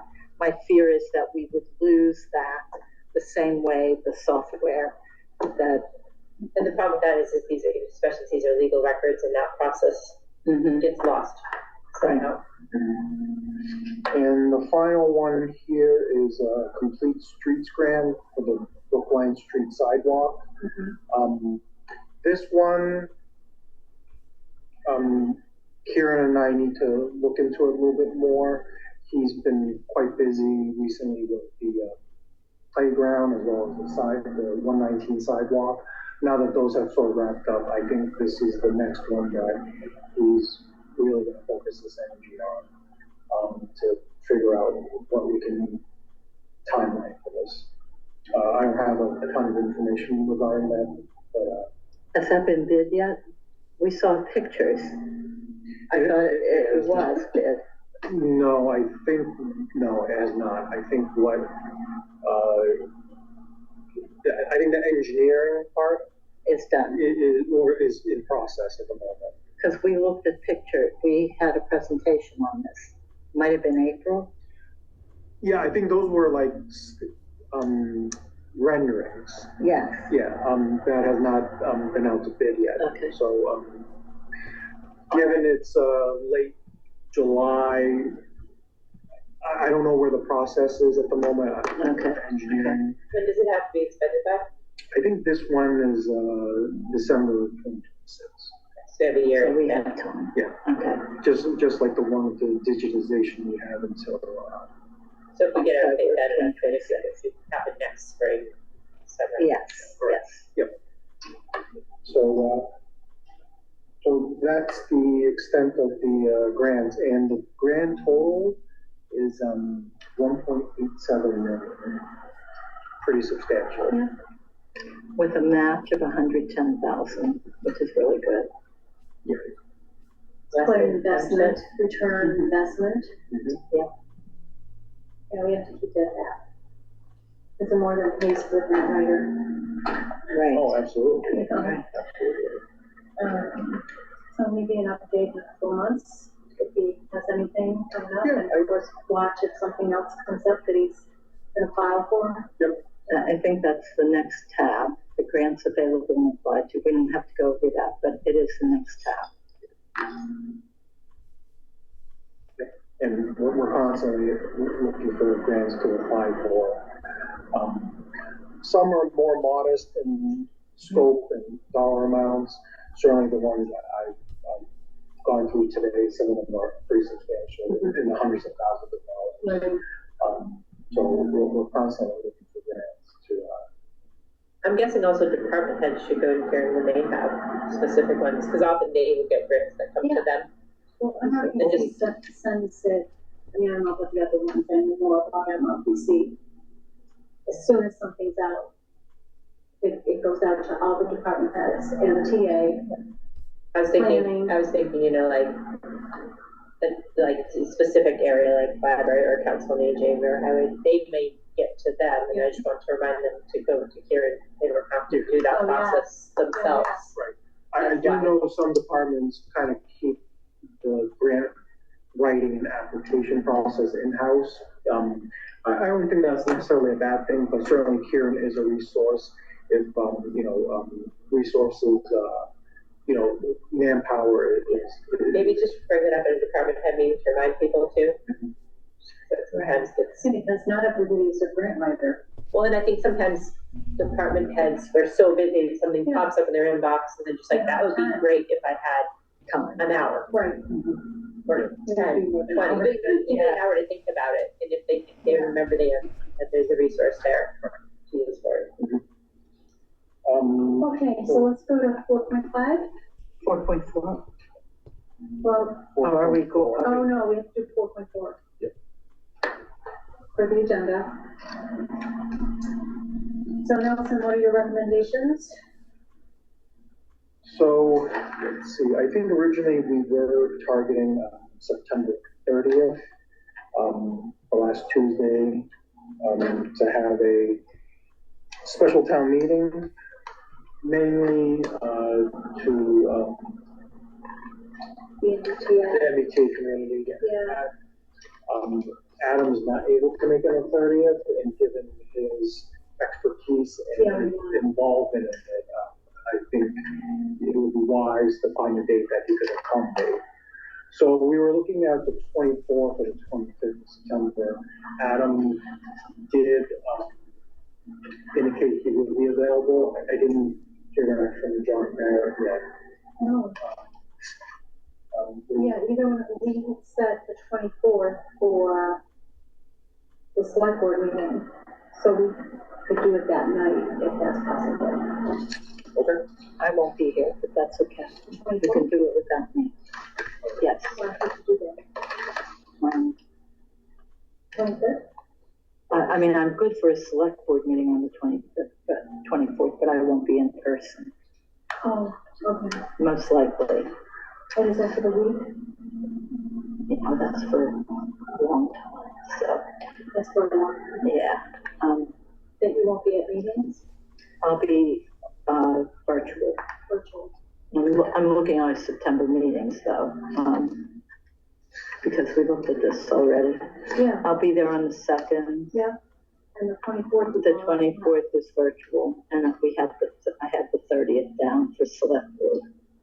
So the 30th I'd be here, but the 24th I will not be present. Okay. So it's fine then. You can do it without me. It's not a problem. As long as the one trick is either of us, anything happens, if we're sick, the meeting can't happen. Like say, because we don't have a quorum. Right. You need a quorum for the special election. Like the board, yeah. Okay.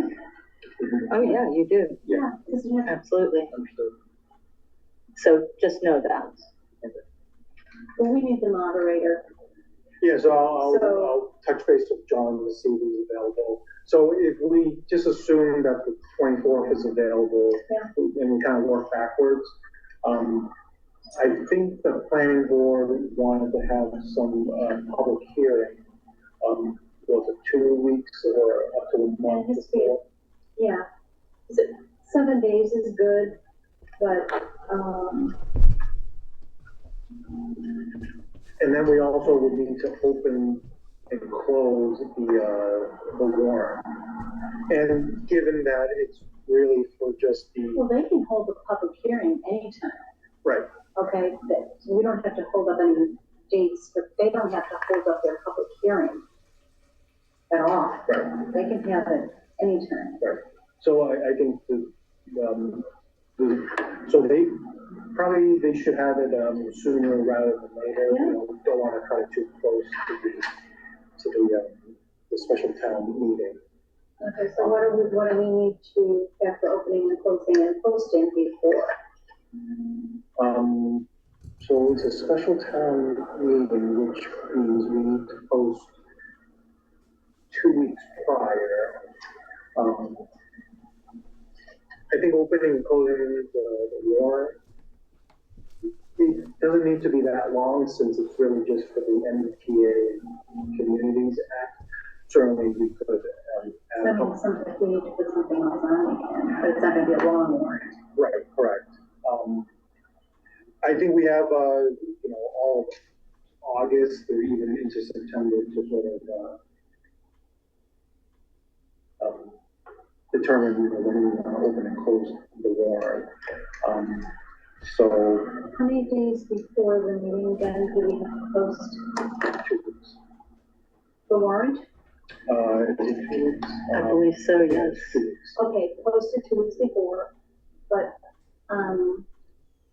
we wanna open and close it in case something else needs to go on? Yeah. Is that it? Correct. Do you have to give any, minimum?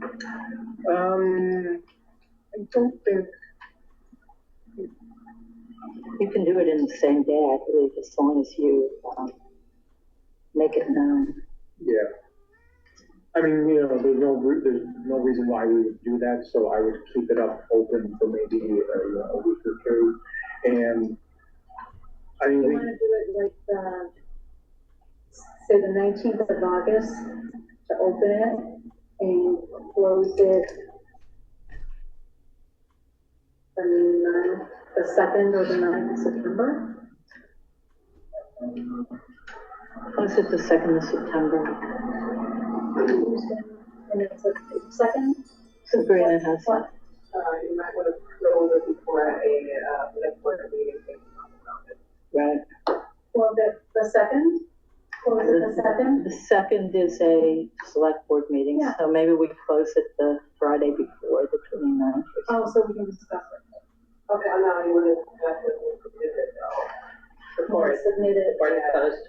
Before it's closed, then let's open it on the 19th and close it on the 3rd. Well, that's fine. Or, well, close it on the 2nd. We have a select board meeting on the And after 2nd. the meeting. Yeah, Close it after the meeting, yeah. Okay, so, or close it at what, 5 o'clock before? But if we want to Discuss? you would want Then do the 3rd. you would want to review and discuss it. And then close it? No, you would close it and then you would review and discuss Okay, the so submissions that will come with it. noon on September 2nd? Yep. Does that work? So we're opening on the 19th of August and closing on September the 2nd at noon. Okay. And then we discuss that night.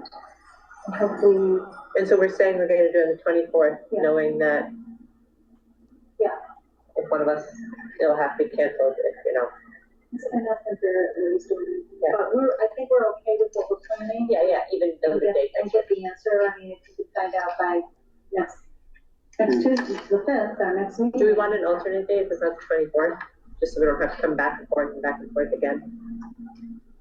Why not October 7th? That's what I was going to say. October? We have a select board meeting planned for October 7th. Why not that day? Because I think Beth asked for it in September. Why don't we stay with the open and close? Yes, yes. Why don't we, I'll discuss with Beth Okay, and tell her what this is looking like. You get the dates that the moderator is ready or can do it, and then the dates from Adam, and we'll discuss next week. okay. 24th, 7th, yeah. Yep, that sounds Okay. good. But at least we have our opening and close. Yep. Okay? Do we need to vote on that? I don't know. Do I vote? Motion to open and close. Without a date. The warrant. We could do it we could We could do open it. and close the warrant. Yeah, we'll just wait Yeah. until next week when we have like all the details so we can. Yeah, that's fine. Okay. But I think that's what we're looking at for, as far as opening and closing. Okay.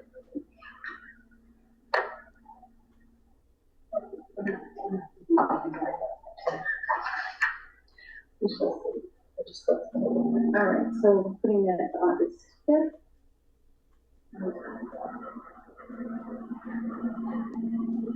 And 4.5, Nelson. So we were talking about the community compact grant, phase 2 of the fiber project. The vendor that we used for phase 1 is called Contract. They are on the state bid list, so we can certainly use them again. They have, done phase 1 for us, so they can quickly mobilize and work on phase 2. So I'm suggesting that we sign the contract for the community compact grant with Contract out of session, pending legal review. This is for municipal buildings. Correct.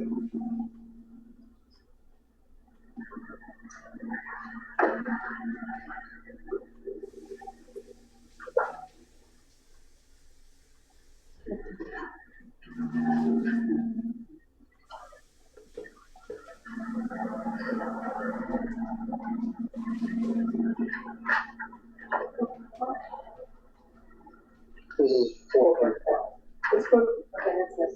Yeah, that's the state contract that works under. And I'm not sure if we counted the scope of work.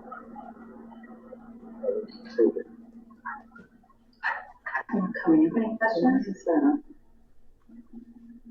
They were used for the first part, Excuse me? same contractor for the first phase, Correct.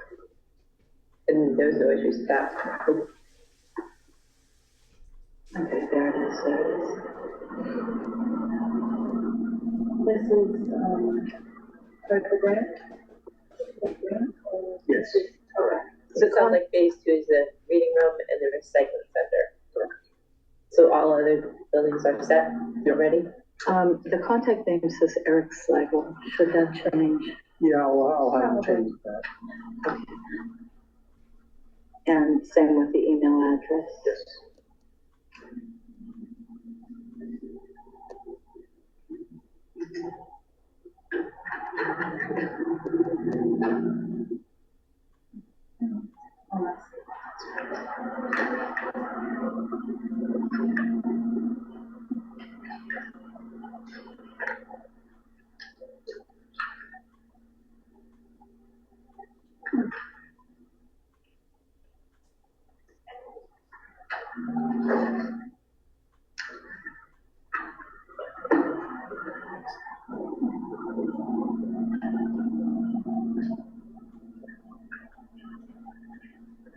Is there a motion?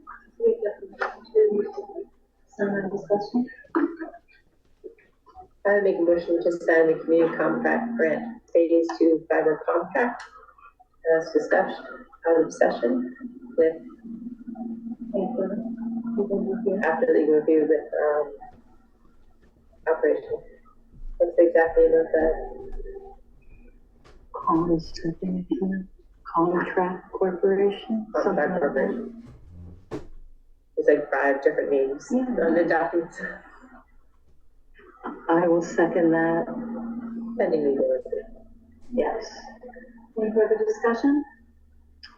Hearing none, roll call. Veronica Kell, yes. Good and Jess. Laura Schiffern, yes. Thank you. 4.6. Nelson, the 6-wheel dump truck. So the 6-wheel dump truck was approved at town meeting as a capital project. And what we are doing tonight is voting on the useful life of the piece of equipment. And why that is important is because if we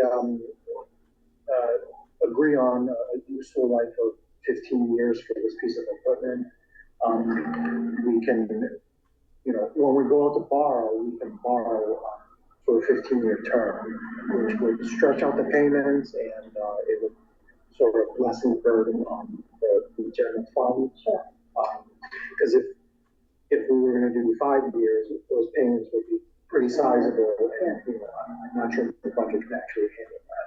So was the, life described as by the manufacturer? I'm not sure what the manufacturer would say, but certainly the one that it's currently, that it would be replacing is 22 years old. Oh. So, you know, a 15-year useful life is certainly correct.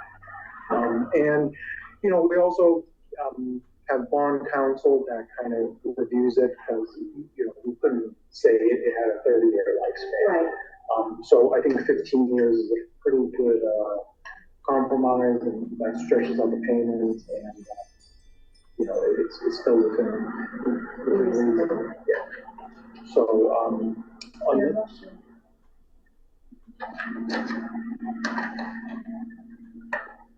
so let's see, Valerie, the packet that you have. Yep.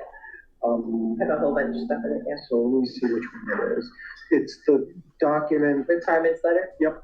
And if you look on page 7, there is some language there. Yep.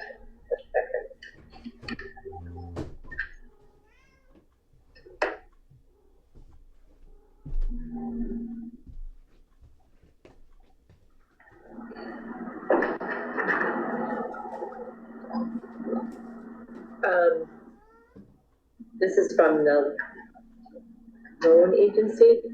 So this is written as an I statement by the clerk. So that's what you would end up signing. So it doesn't have to be signed by the whole board? It looks like it's just you, but the vote itself, that should be, you know, there should be a motion for that. Okay. Just in the interest of transparency too, once, as in the packet, once the dump truck's out, capital stabilization is down to $1,936 for everybody listening.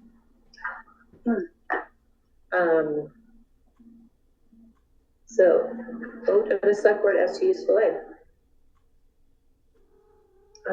This is a motion as read.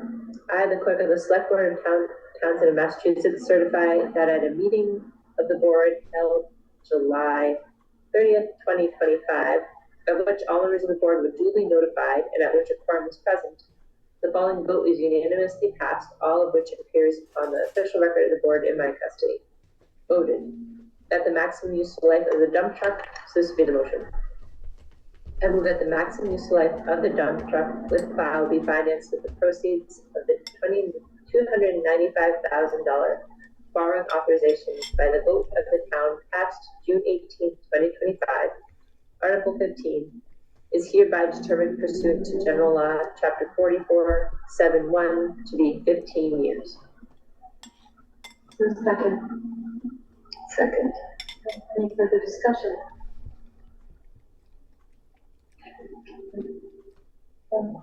Roll call vote.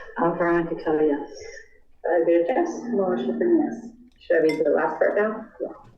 I further certify that the vote was taken at a meeting open to the public, that the vote was not taken by secret ballot, that a notice stating the place, date, time, and agenda for the meeting, which agenda included the adoption of the above vote, was filed with the town clerk, and a copy thereof posted in the mirror, conspicuously visible to the public at all hours in or of the municipal building where the office of the town clerk is located, or if applicable, in accordance with an alternative method of notice prescribed or approved by the Attorney General, as set forth in 940 CMR 29.032B, at least 48 hours, not including Saturdays, Sundays, and legal holidays, prior to the time of the meeting, and it remained so posted at the time of the meeting, that no deliberation or decision in connection with the subject matter of this vote were taken in executive session, all in accordance with General Law, Chapter 30A, 1825 as amended. Thanks. Very good.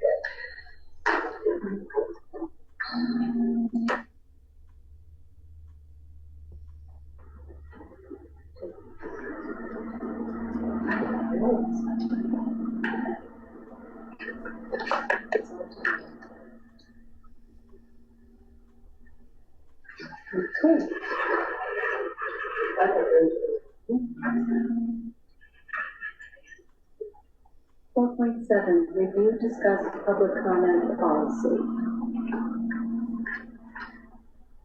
Veronica, would you like to take this? The public comment policy? Yeah. We have it here to review. We have the old one, and an updated one.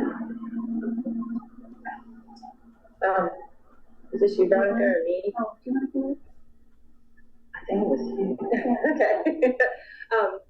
So this was new. I think, when was this passed? It was passed 2018. No, the newer one was passed, right? I don't know, but we had a first reading. This is the first reading. The draft of the first reading. So this is directly passed. No. No. This was what was in place when I became a selectman in 2020. The old one. Yeah, and we used to allow public comment. Oh, but I'm sorry. then, No, I'm sorry. Oh, this is Let me restart. In my head, I was doing public records request policy, and that's different, yeah. No, you're right. No, public comment. Scratch policy. whatever I just asked. My brain was not caught up with the agenda. Public comment policy, yes, this was my thing.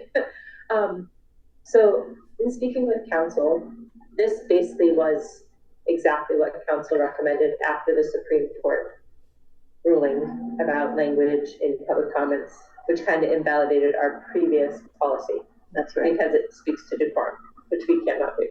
So the new one here is basically word for word what town council recommends for all boards. It is still at the discretion of the chair. So, yeah, understood. Whether or not to have a public comment at any meeting, it's just that this policy sets the rules under which, if the chair so deems to have a public comment, it would be followed. Mm-hmm.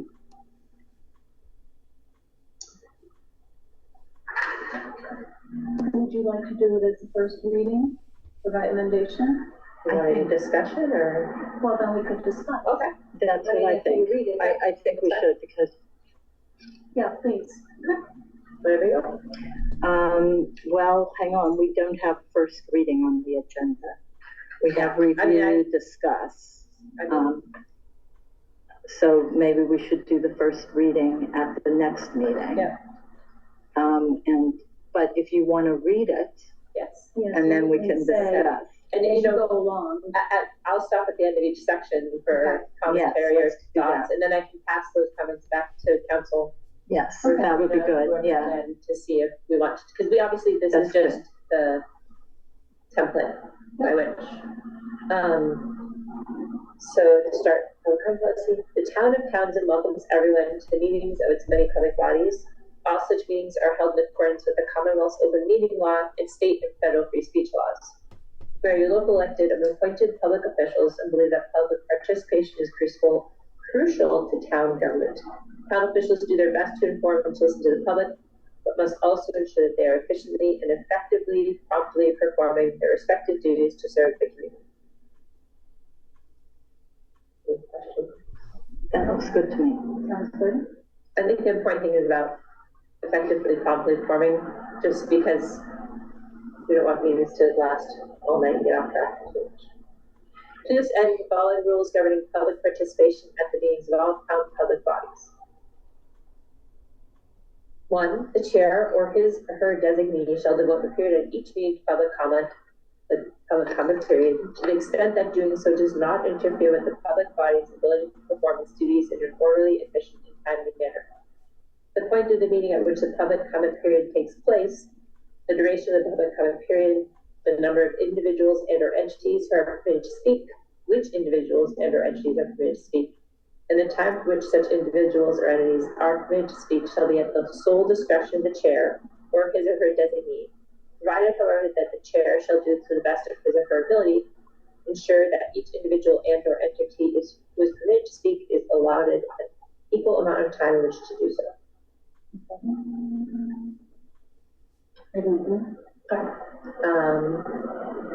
2, when public comments are not required to pertain, no, while public comments are not required to pertain to an agenda item for that particular meeting, such comments must pertain to a matter within the public body's jurisdiction. Public comments on matters outside the public body's jurisdiction will not be permitted. Because they are not constitutionally protected, the following comments shall likewise not be permitted. True threats, incitements to imminent lawless conduct, statements that were found by a court of law to be defamatory, and sexually explicit statements made to appeal to prurient. That cover. So I think the important part here is comments must pertain to a matter within the public body's jurisdiction. So, like, if the Board of Health decided to adopt this public comment policy, and someone came in and started talking about select board things, that would not be within the jurisdiction of the Board of Health and should not be permitted. Because their scope is very limited, they have to be careful that they don't violate open meeting law by getting off track with their agendas with public comments.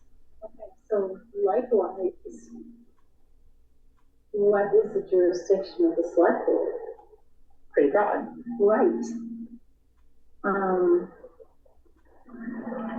Yeah, but this would prevent if someone came in and started talking about the governor or national politics. That's not. Exactly. That's not within our jurisdiction. Or even, some, issue related to details of the school or something like that. That's not within our jurisdiction. We could even say that something that's brought up that's from another board is not within our jurisdiction. To some degree, right? Like if it was a specific particular thing that we weren't supposed to vote on. Right, however, we are, each of us, and when there's going to be 5, each one of the select board is going to be a liaison to the different boards, committees, appointed or elected. So it's broad. I mean, I guess I would have a question about that, like, what constitutes in the purview of the board? Yeah, and I mean, I would want people to speak, obviously, but we also need to get our business done. Yeah, I think that you can limit to a minute. You can say you have a minute. And you could say 3 individuals 2 minutes each, or some people do, 5 individuals 3 minutes each. It depends on how long you want. But as long as you set that, sometimes there won't be anybody. And you could, as the chair, you could, have that on an agenda, and sometimes take it off the agenda for that particular meeting if you just thought there was too much stuff going on. Yeah. Okay. All right. And because the way I understand too, if this policy is in place, it doesn't de facto mean you have to have public comment at every meeting. It just means this is the policy if you decide to. Okay. All right. So the only thing then I would say about that paragraph was the word that none of us knew what it was should be another word. Okay. Good point.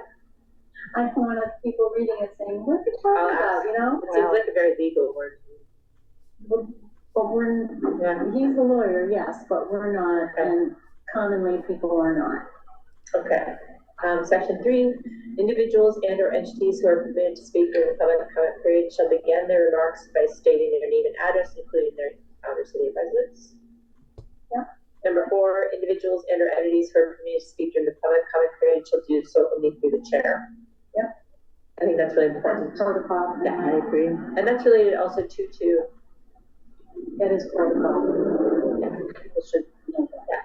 But I think that's also related to the fact that members of the governing body have to understand they're not to respond to the public comment. Right. Okay. It's to listen. It's to listen. It's a comment. The comment is not, because you risk violating open meeting law if the board starts commenting on something that's being brought up that's not on the agenda. Correct. So it's just a. Okay. So that's part of the training. If we have this, chairs should definitely have that back brought to the attention. Yeah. And no, this doesn't explicitly state that every board must follow this policy. It's just, if we follow this policy, we say this policy is available to the other boards. Oh, yeah, sure. You know, because they do govern themselves. Right. 5. Entities who are permitted to speak during the public comment period must select a single spokesperson through which to do so. The spokesperson must identify themselves and the entity for which she is speaking, including his or her official position within said entity, as well as the entity's physical address. Like in this instance, you know, if PO wanted to make public comment about something, one representative. 6. Individuals and or entities who are permitted to speak during the public comment period shall not be permitted to assign their time to another entity or individual unless such assignment is required as a reasonable accommodation for such individuals and or spokespersons because they have a disability. 7. For a minute, I thought it was Congress. I see my phone. Go ahead. Okay. 7. If an individual and or spokesperson for an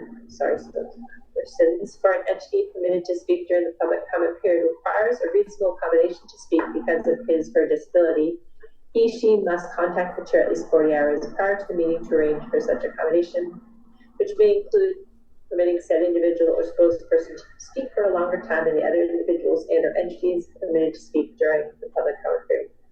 For example, if someone used ASL. Sign language. Oh, yeah.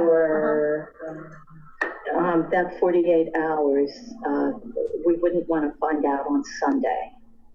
48 business hours. Well, Saturday and Sunday doesn't count in the posting.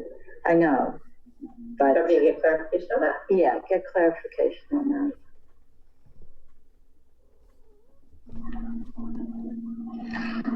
It would be good to know on Friday.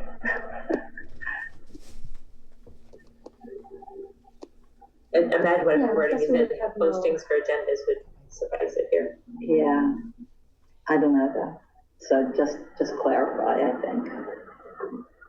So should, if that's in our policy, should that happen, do we have a way to accommodate? I think that would have to be determined. Usually individuals like that have a resource that they can direct you to.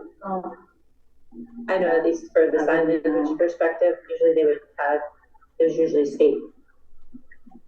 From a healthcare perspective, usually you just call somebody up and they provide that service. And things kind of, they usually know what they need in these circumstances, and I would default to whatever someone said they needed rather than trying.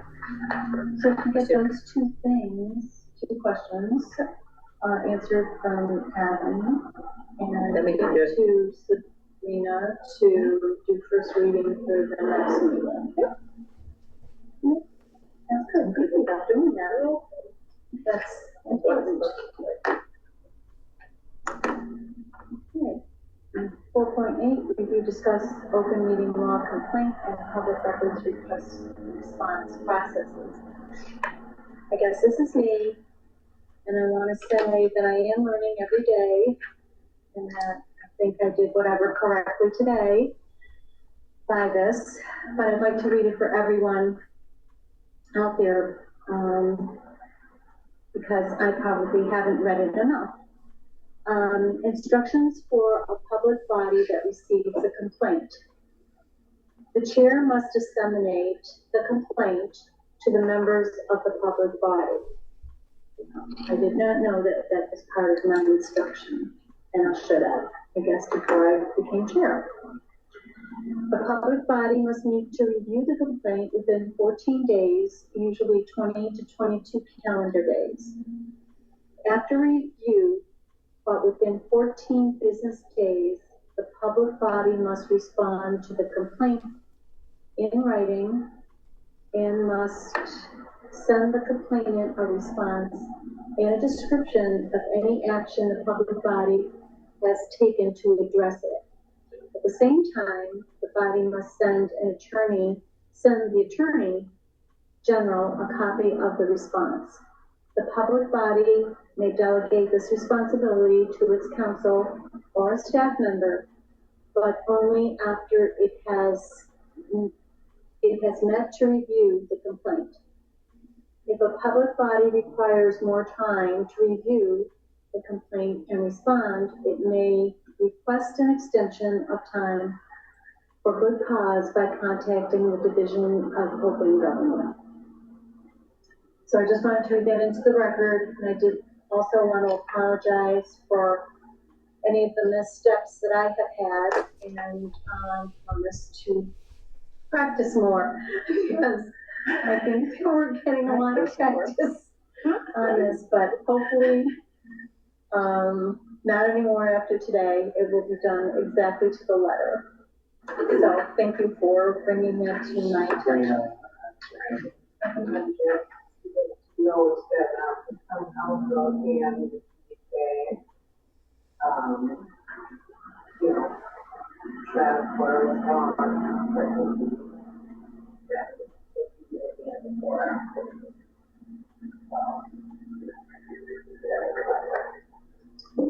Well, once I send this, once I send one, then we would, the body would review the complaint, so it would be read in open session. the town council can receive direction from the chair or the TA to transfer. Okay. Okay. What Sabrina's saying is that, town council can draft a response, at the order of the chair or the TA. And I think, you know, you're feeling like it's a lot. That's why we have the TA Yes. forward it to us and on and off. Well, I think you all have something today. So, it started already. Okay, so I've done that. 4.9, Highway Department, Chapter 90, request for Apple Drive. There's one, sorry. Or, I lost the meeting this year. Were we also going to talk? It said Complaint and. public records response, request response processes. 4.8. So that was the I open read it. meeting law. But the public records request response processes. I think that was Open meeting law. that's it, that's the process. That's for right. open- for But open that's meeting different law. from public records That's the public request. records request response. So it's both of those. Well, it's a little bit different process. Oh, You yeah. don't have to Public talk records about a request public response. records Oh, I request don't in a have that. meeting. No. Do I? No, the public records request response. You can have being reviewed as part of Similar the- similar to the open meeting law, how just reviewing how we do that. I guess the question I had is The public records one is just to individuals. but Rather so I guess the clarification I'm looking for is, I thought recently we put in policy in place, we got charged after the Oh, first yes. hour. So I guess 2 hours. after the second hour? You actually can charge right away, that's what our policy ended up doing, but by state, they can be charged for the first, No, our Hour. policy is after 2 after hours. 2 hours. Okay. But because we are under 20,000 people, we technically can do it. So, Exactly. so I Under guess 10,000. the question I have, and this could come with a response from the later meeting if necessary, is it seems that we have a lot of time that are being spent on these and have not charged for anything Right, yet. town clerk. So I guess syncing up the the policy with action, does that make any sense? I'm wondering if there's, Well, I think he's been informed. Well, yeah. I think there is some, And I don't know if I'm missing something, like they all fall under it doesn't qualify to be charged, or. I just think we haven't been doing a good job of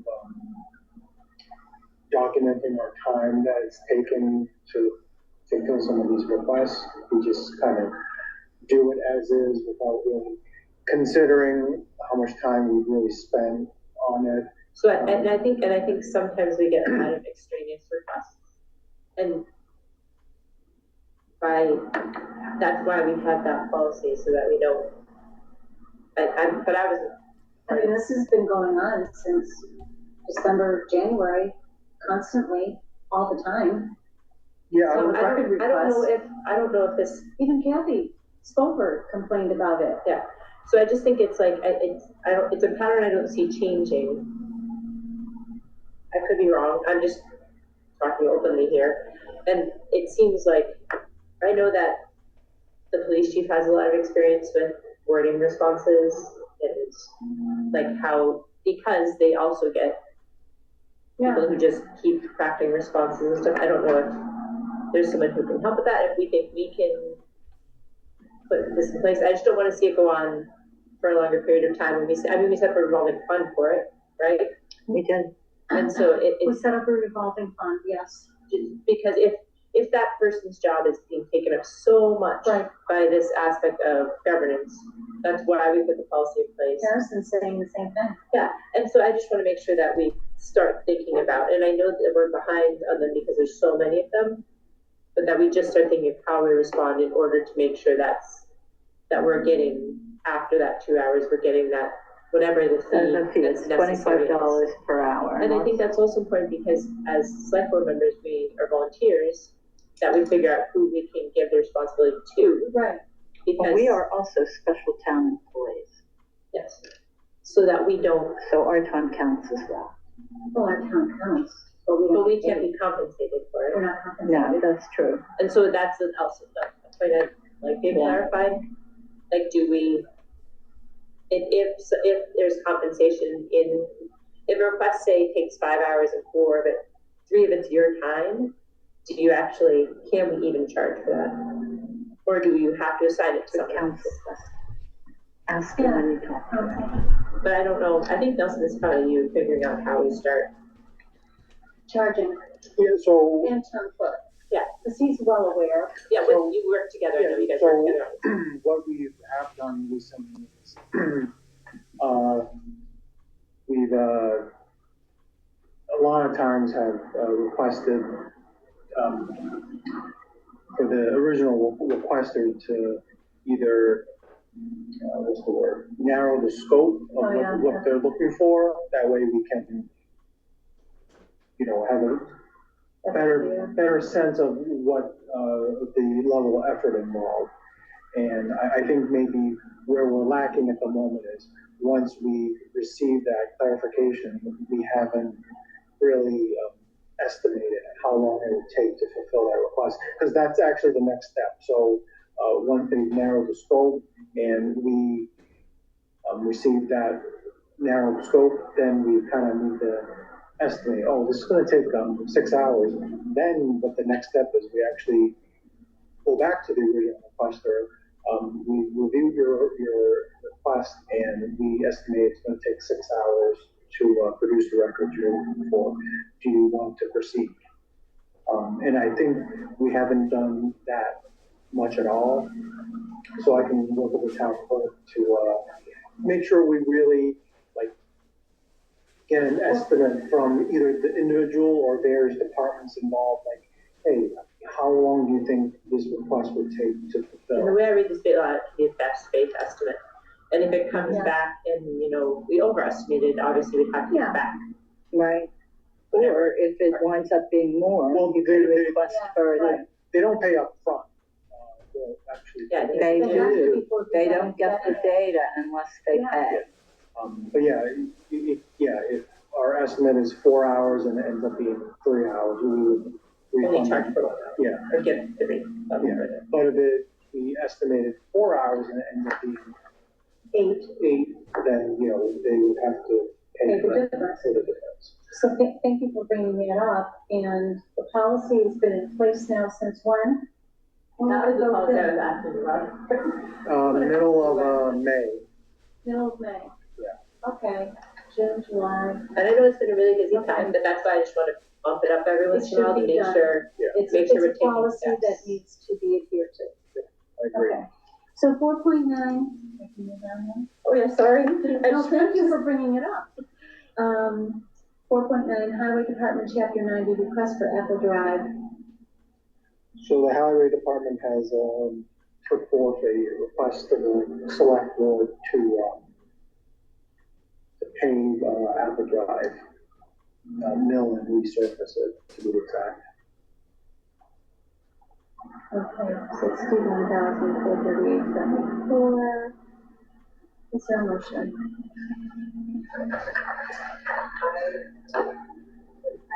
To voted out of session because I didn't get to do it email copy.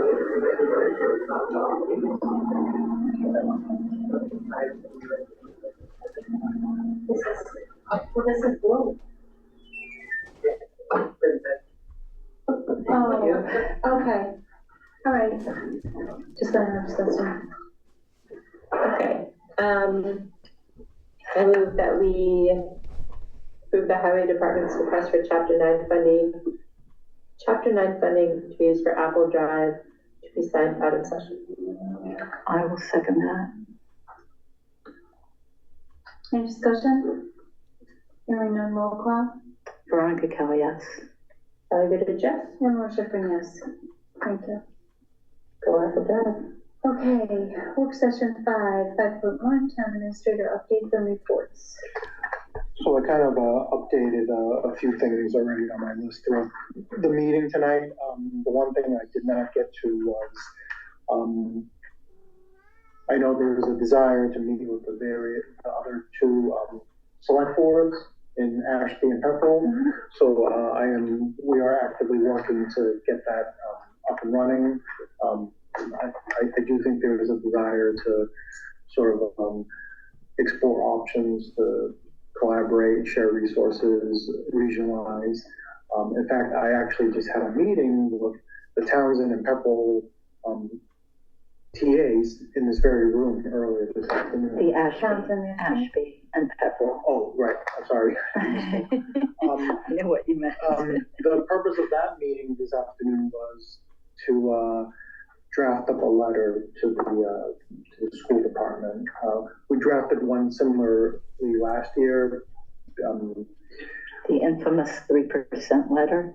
Yeah. That one. So we're probably going to do something very similar this time around because we kind of had the same problems as last year. So nothing really. Well, we're going to have problems that are worse, actually, and we can't afford. I don't know how anybody can say we can afford 4, 5, 6, 8, 10% increase when we're capped at 2.5, and we can't even do that. So if you take off the 2.5 and then 2.5, so that's 5, and where are we going?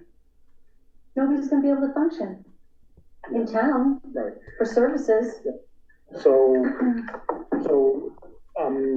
both towns are very interested and very serious about what the long-term plans are for the three of us. Yeah. And we're really considering how to share resources and regionalize certain things.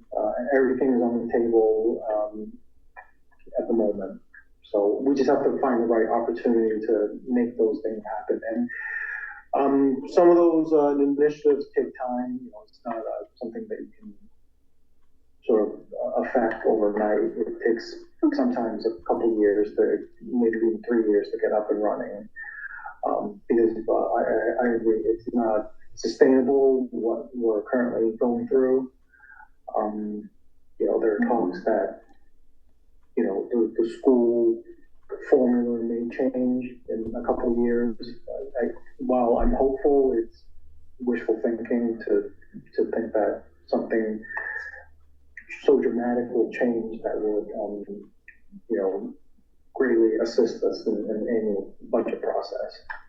So, but nonetheless, you know, we plan to send a letter from the 3 TAs to the school district, sort of, again, reiterating our financial constraints. Are we committing to any percent? I would want to know that, and I would want to make sure it's no more than 2, and that nothing else will be considered without an override for the schools. I wouldn't. I mean, we don't have the funds. We don't. And so that's So what's in I that mean, letter? we Can you, reduced our levy this year. So that's not coming back. We haven't, actually, drafted it up yet. We just had a very preliminary discussion today. But I'll certainly share it with the board, once we have something drafted. But even, We're gonna see it before it gets sent. even the 3%, our assessment didn't come in at 3%. I know. I mean, so, I mean, anything above what we commit to is intolerable. I mean, that's like a hard and fast, especially given that everything was cut in expenses and now we're, finding places in salaries. It goes back to that goal of the, TA, accountant, treasurer, finance, and select board members getting together regularly. And sometimes the superintendent is part of that group because 60% of the budget, 50%. In regional towns as well? Yeah. Just because, I mean, Acton Box, I know that committee has or a school committee representative. Just because they're aware of the entire financial picture. I would rather have the superintendent than a school committee representative in this town, sorry to the school committee representatives, but.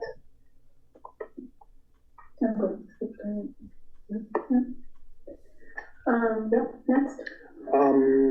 That was all the updates I had. So yeah, we're trying to get the 3 select boards together. We're still working on that, but I'm trying to get it together for maybe late August, early September. Okay. Okay, general government.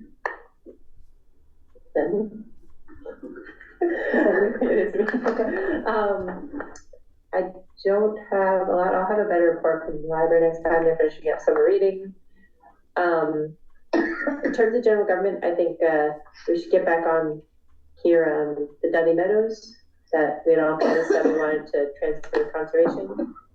Because I think that might have to be on, that we could start a special time meeting. Maybe?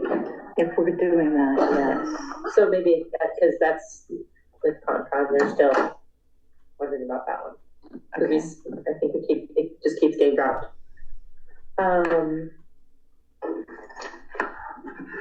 General government, I guess I'm also have schools. I think the finance subcommittee met a couple weeks ago. I'm just finishing watching that for the school. Actually, I recommend watch it because it kind of gives a wrap up of their fiscal year, where they stand. Mm-hmm. Oh, I forgot to mention in that letter, I think what we are also going to potentially request is for the 3 towns school assessment to potentially be reduced, given the amount of money apparently that's coming back to the school district and for FY26. So 25. It seems. I mean, I would wait for FY25. There's preliminary. Again, it's in the finance subcommittee, and the school committee is meeting. I think August. I forget. Sorry. It's the. I can look it up. Yeah, but I think they'll be discussed more there. So I don't want to speak on behalf of the entire school committee. But in the finance subcommittee, it seems like there might be. It's up on YouTube. Like I think it was 1 or 1.5 million left by 25, and I know they have to replenish D, but I think it's a good conversation to start from the perspective of, and they're not done wrapping up yet, so I would just pay attention to that, go look at it, and then also the next upcoming school committee meeting for anybody who's interested in that, just for. I think I think we can all attend as long as we don't speak, correct? Yes. Because, given, our current financial situation, a reduced school assessment would greatly help with the budgetary issues we currently And have. obviously it's based on the school committee. Yeah, they're under no obligation No, to but reduce the assessment, but I think if there's, enough, just buy-in from some of the committee members, you know, we might be able to get enough votes, you know, to reduce the assessment that we currently have. So that's coming up in 2 weeks, so pay attention to it probably. And general government, I think, Laura, you also wanted small town council, you said? Report. Yeah. So this is my first meeting with them. And there was a member of select board from all 6 towns and another representative, and then Mark Scarcer was there. And it seems like they're working, there aren't bylaws or any sort of formal rules governing it, so I think that might be something. I mean, there was an agreement signed. Nelson was in some of the original meetings, I think. Yeah, like last summer, fall. Yeah, but so. What was the agreement? Did you sign an agreement for Townsend? I don't think so. I can get that exact. I mean, I think that there's 2 sides of it where there's a lot of potential, and then some people frustrated that it was taking a while and things weren't coming together. A year. Yeah, so, but I'll be attending the next meeting in August. Starting in the fall, we'll have to send someone else because I said I'd be able to do it, but Fridays in the fall I won't be able to do. So, we'll just have to send someone else by then, but we'll see how August goes. And I think they're working on a website for the 6 towns. All right. I did ask to, I viewed the meeting because of a comment that came from MRPC planning. There did seem to be some, go ahead. So, well, I saw Tracy Murphy was on. Didn't say anything, just to introduce herself. I saw you were there. And I know most of the people that are on that through MRPC, through Realtor work. And they are frustrated. And I attended the first one because he told me I had to, in December. And then between, until you went, I went to every meeting except maybe one. Nothing's changed. Nothing. Nothing has happened? Nothing. So, when it came to, well, I didn't see anything different anyway, and I don't think, and I know, because I talked to some people afterwards, that, no, it's the same regurgitation every meeting. So, and it's, once in a while there's an idea, you know, it sounds like, yeah, they're gonna take off, you know, whatever, but it's the same. So, we went through Veronica was on the planning board at the time with me when we were going through the master plan. Right. And kind of the same thing happened. It took so long because meetings weren't held on time, or they were canceled, or you lose half of the people. So I just wanted to get your take on it and for you to get a flavor of what's going on there. I'm not sure how long that's going to last. I really don't. But we can't tie our economic grant to working with the collaborative because we're not going to get anywhere. So that's planning. I mean, I talked to Beth about that and she's very concerned. So I haven't had a conversation yet with Tracy Murphy. Okay. I said everybody wants things to succeed, you know, and go forward, but it's really there's a lot of frustration because it's something that's gonna need a lot of money to sustain any promotion of the group, the towns, the region, to draw people in. So we can only hope that things will get better. Elected boards, that's me. If you're done. Yeah. So I have a report from Beth that she would like me to read. The town now, this is planning board and zoning. The town now has the final climate resilience drainage master plan funded through a municipal vulnerability preparedness action grant.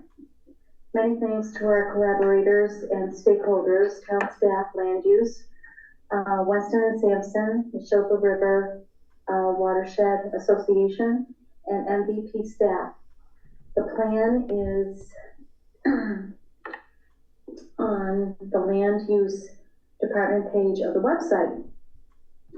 So if people want to look at that, they can. So this was that grant I was referring to when we were talking about grant updates. All right. 2, the town of Townsend's open space and recreation plan has received final approval, making the town eligible for Division of Conservation Services, DCS, grants for the next 10 years. Many thanks to Open Space and Recreation Committee and town staff, land use, for their multi-year efforts achieving this important milestone. 3, the ZBA seeks candidates to fill a full member vacancy, and the planning board seeks candidates to fill a full member vacancy. So again, we're looking for that. So that's planning and zoning, and some grant talk in between. And I was at the water commissioners meeting, and we just had the only business day. It was a very short meeting this week. They were only closing out warrant articles for 2025. So there were 3 warrants that they closed out. They were zeroed. I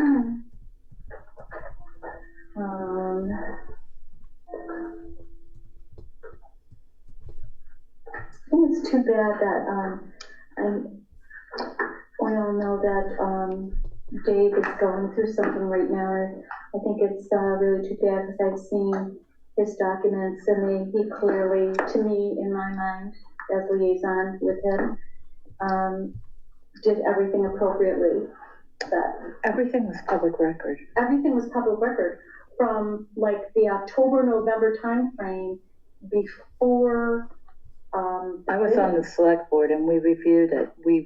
And conservation prior to that date, we were asked to review a stormwater management plan for the facility. So I'm not exactly sure what this is about, and I really think that we should be at any hearings that are held and supporting Dave. I watched the hearing. There was a hearing yesterday. Was it yesterday? It was on Monday, I believe. Were you on it? I wasn't on, but I watched it after. I wasn't able to do it on Monday. How did you get the link? 2:00. I think it's on YouTube. Okay. I think it's on YouTube. All right. Thank you. And what's really sad is it's so convoluted. And to say that, I mean, things were said that I do not believe are factual on this. That's why the town needs to be the comments that people were making, they do not know all the ins and outs of it. Somebody had an axe to grind, and somebody knows somebody at the state, and so they're getting him because they want to get somebody else. But he wasn't even involved in the bidding. What he did went to all department heads. They all went to the same departments. Everybody had it before. Things were approved. way before. And then it went out to bid by a third party. Mhm.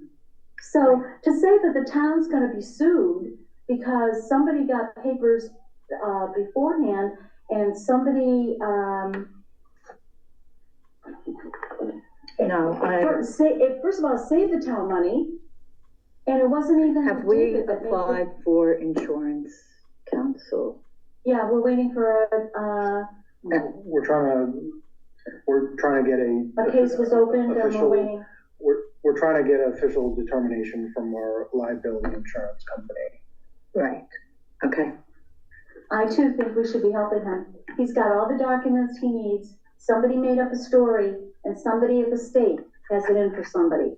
And that is disgusting because that building is, we're so fortunate to have that happen here for Townsend. Not only that, but have it come in at less money than it would have cost us, and then have Dave, who has a certain license, so he could be the superintendent of something else, that ended up saving $700,000 by him working overtime. It's crazy. Right. Just crazy. Anyway, so that's that one. I did that one. I think that was all of my, oh. Yeah, no, that's for the executive. Okay.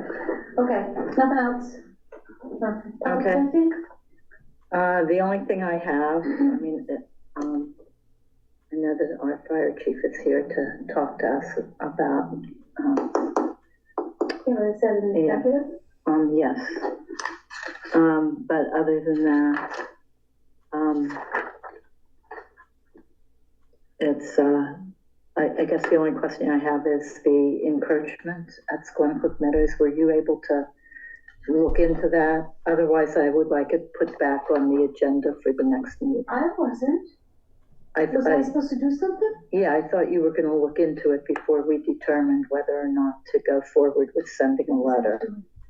You were going to find out about the property owner on Horseshoe Drive. I thought that's what I understood from our last meeting. Oh, yes. God. And Horseshoe Drive doesn't even ring a bell to me. I'm sorry. Okay.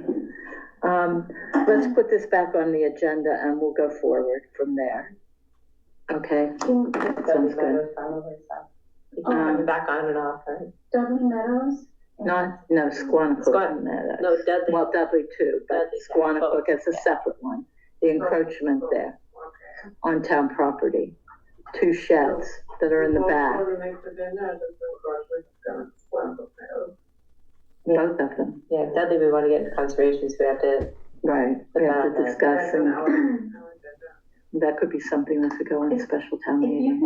could you give me map and lot for those properties, and so I can prepare myself for when we need to do it? Next time, yeah, Okay, that's I'm good. very sorry. That's all right. Totally like, That's it, I don't have anything else. I have no idea how that would leave my mind with everything.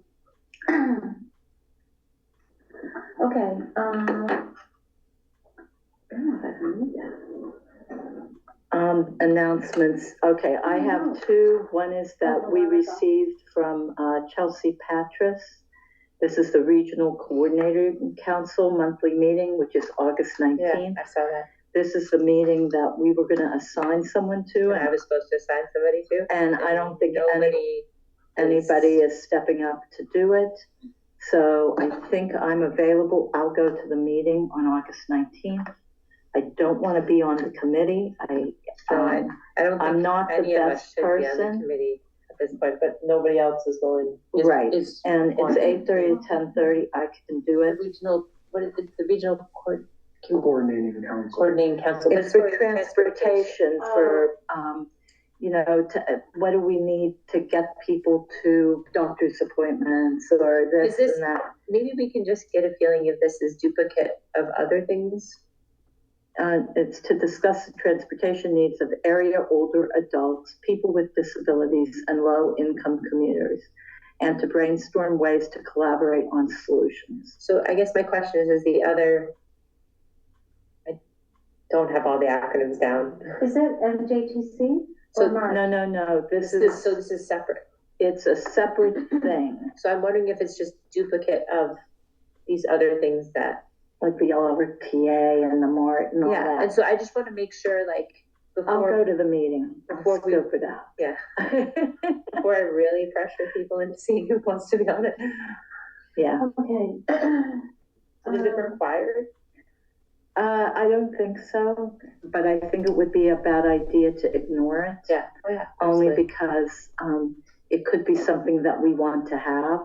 Martin's showing up here and Ride Match, and who else has the legislative toolbox transportation for Massachusetts. Anyway, I think it's good to know what's going on. So I'll go to the meeting then. Let me get to this and sign up. And did you do something else? The other thing was that Liberty Tree. Are we doing some kind of tree for the 250th? They keep sending these announcements out, and I just want to unsubscribe if we're not doing it, and I don't think we're doing it.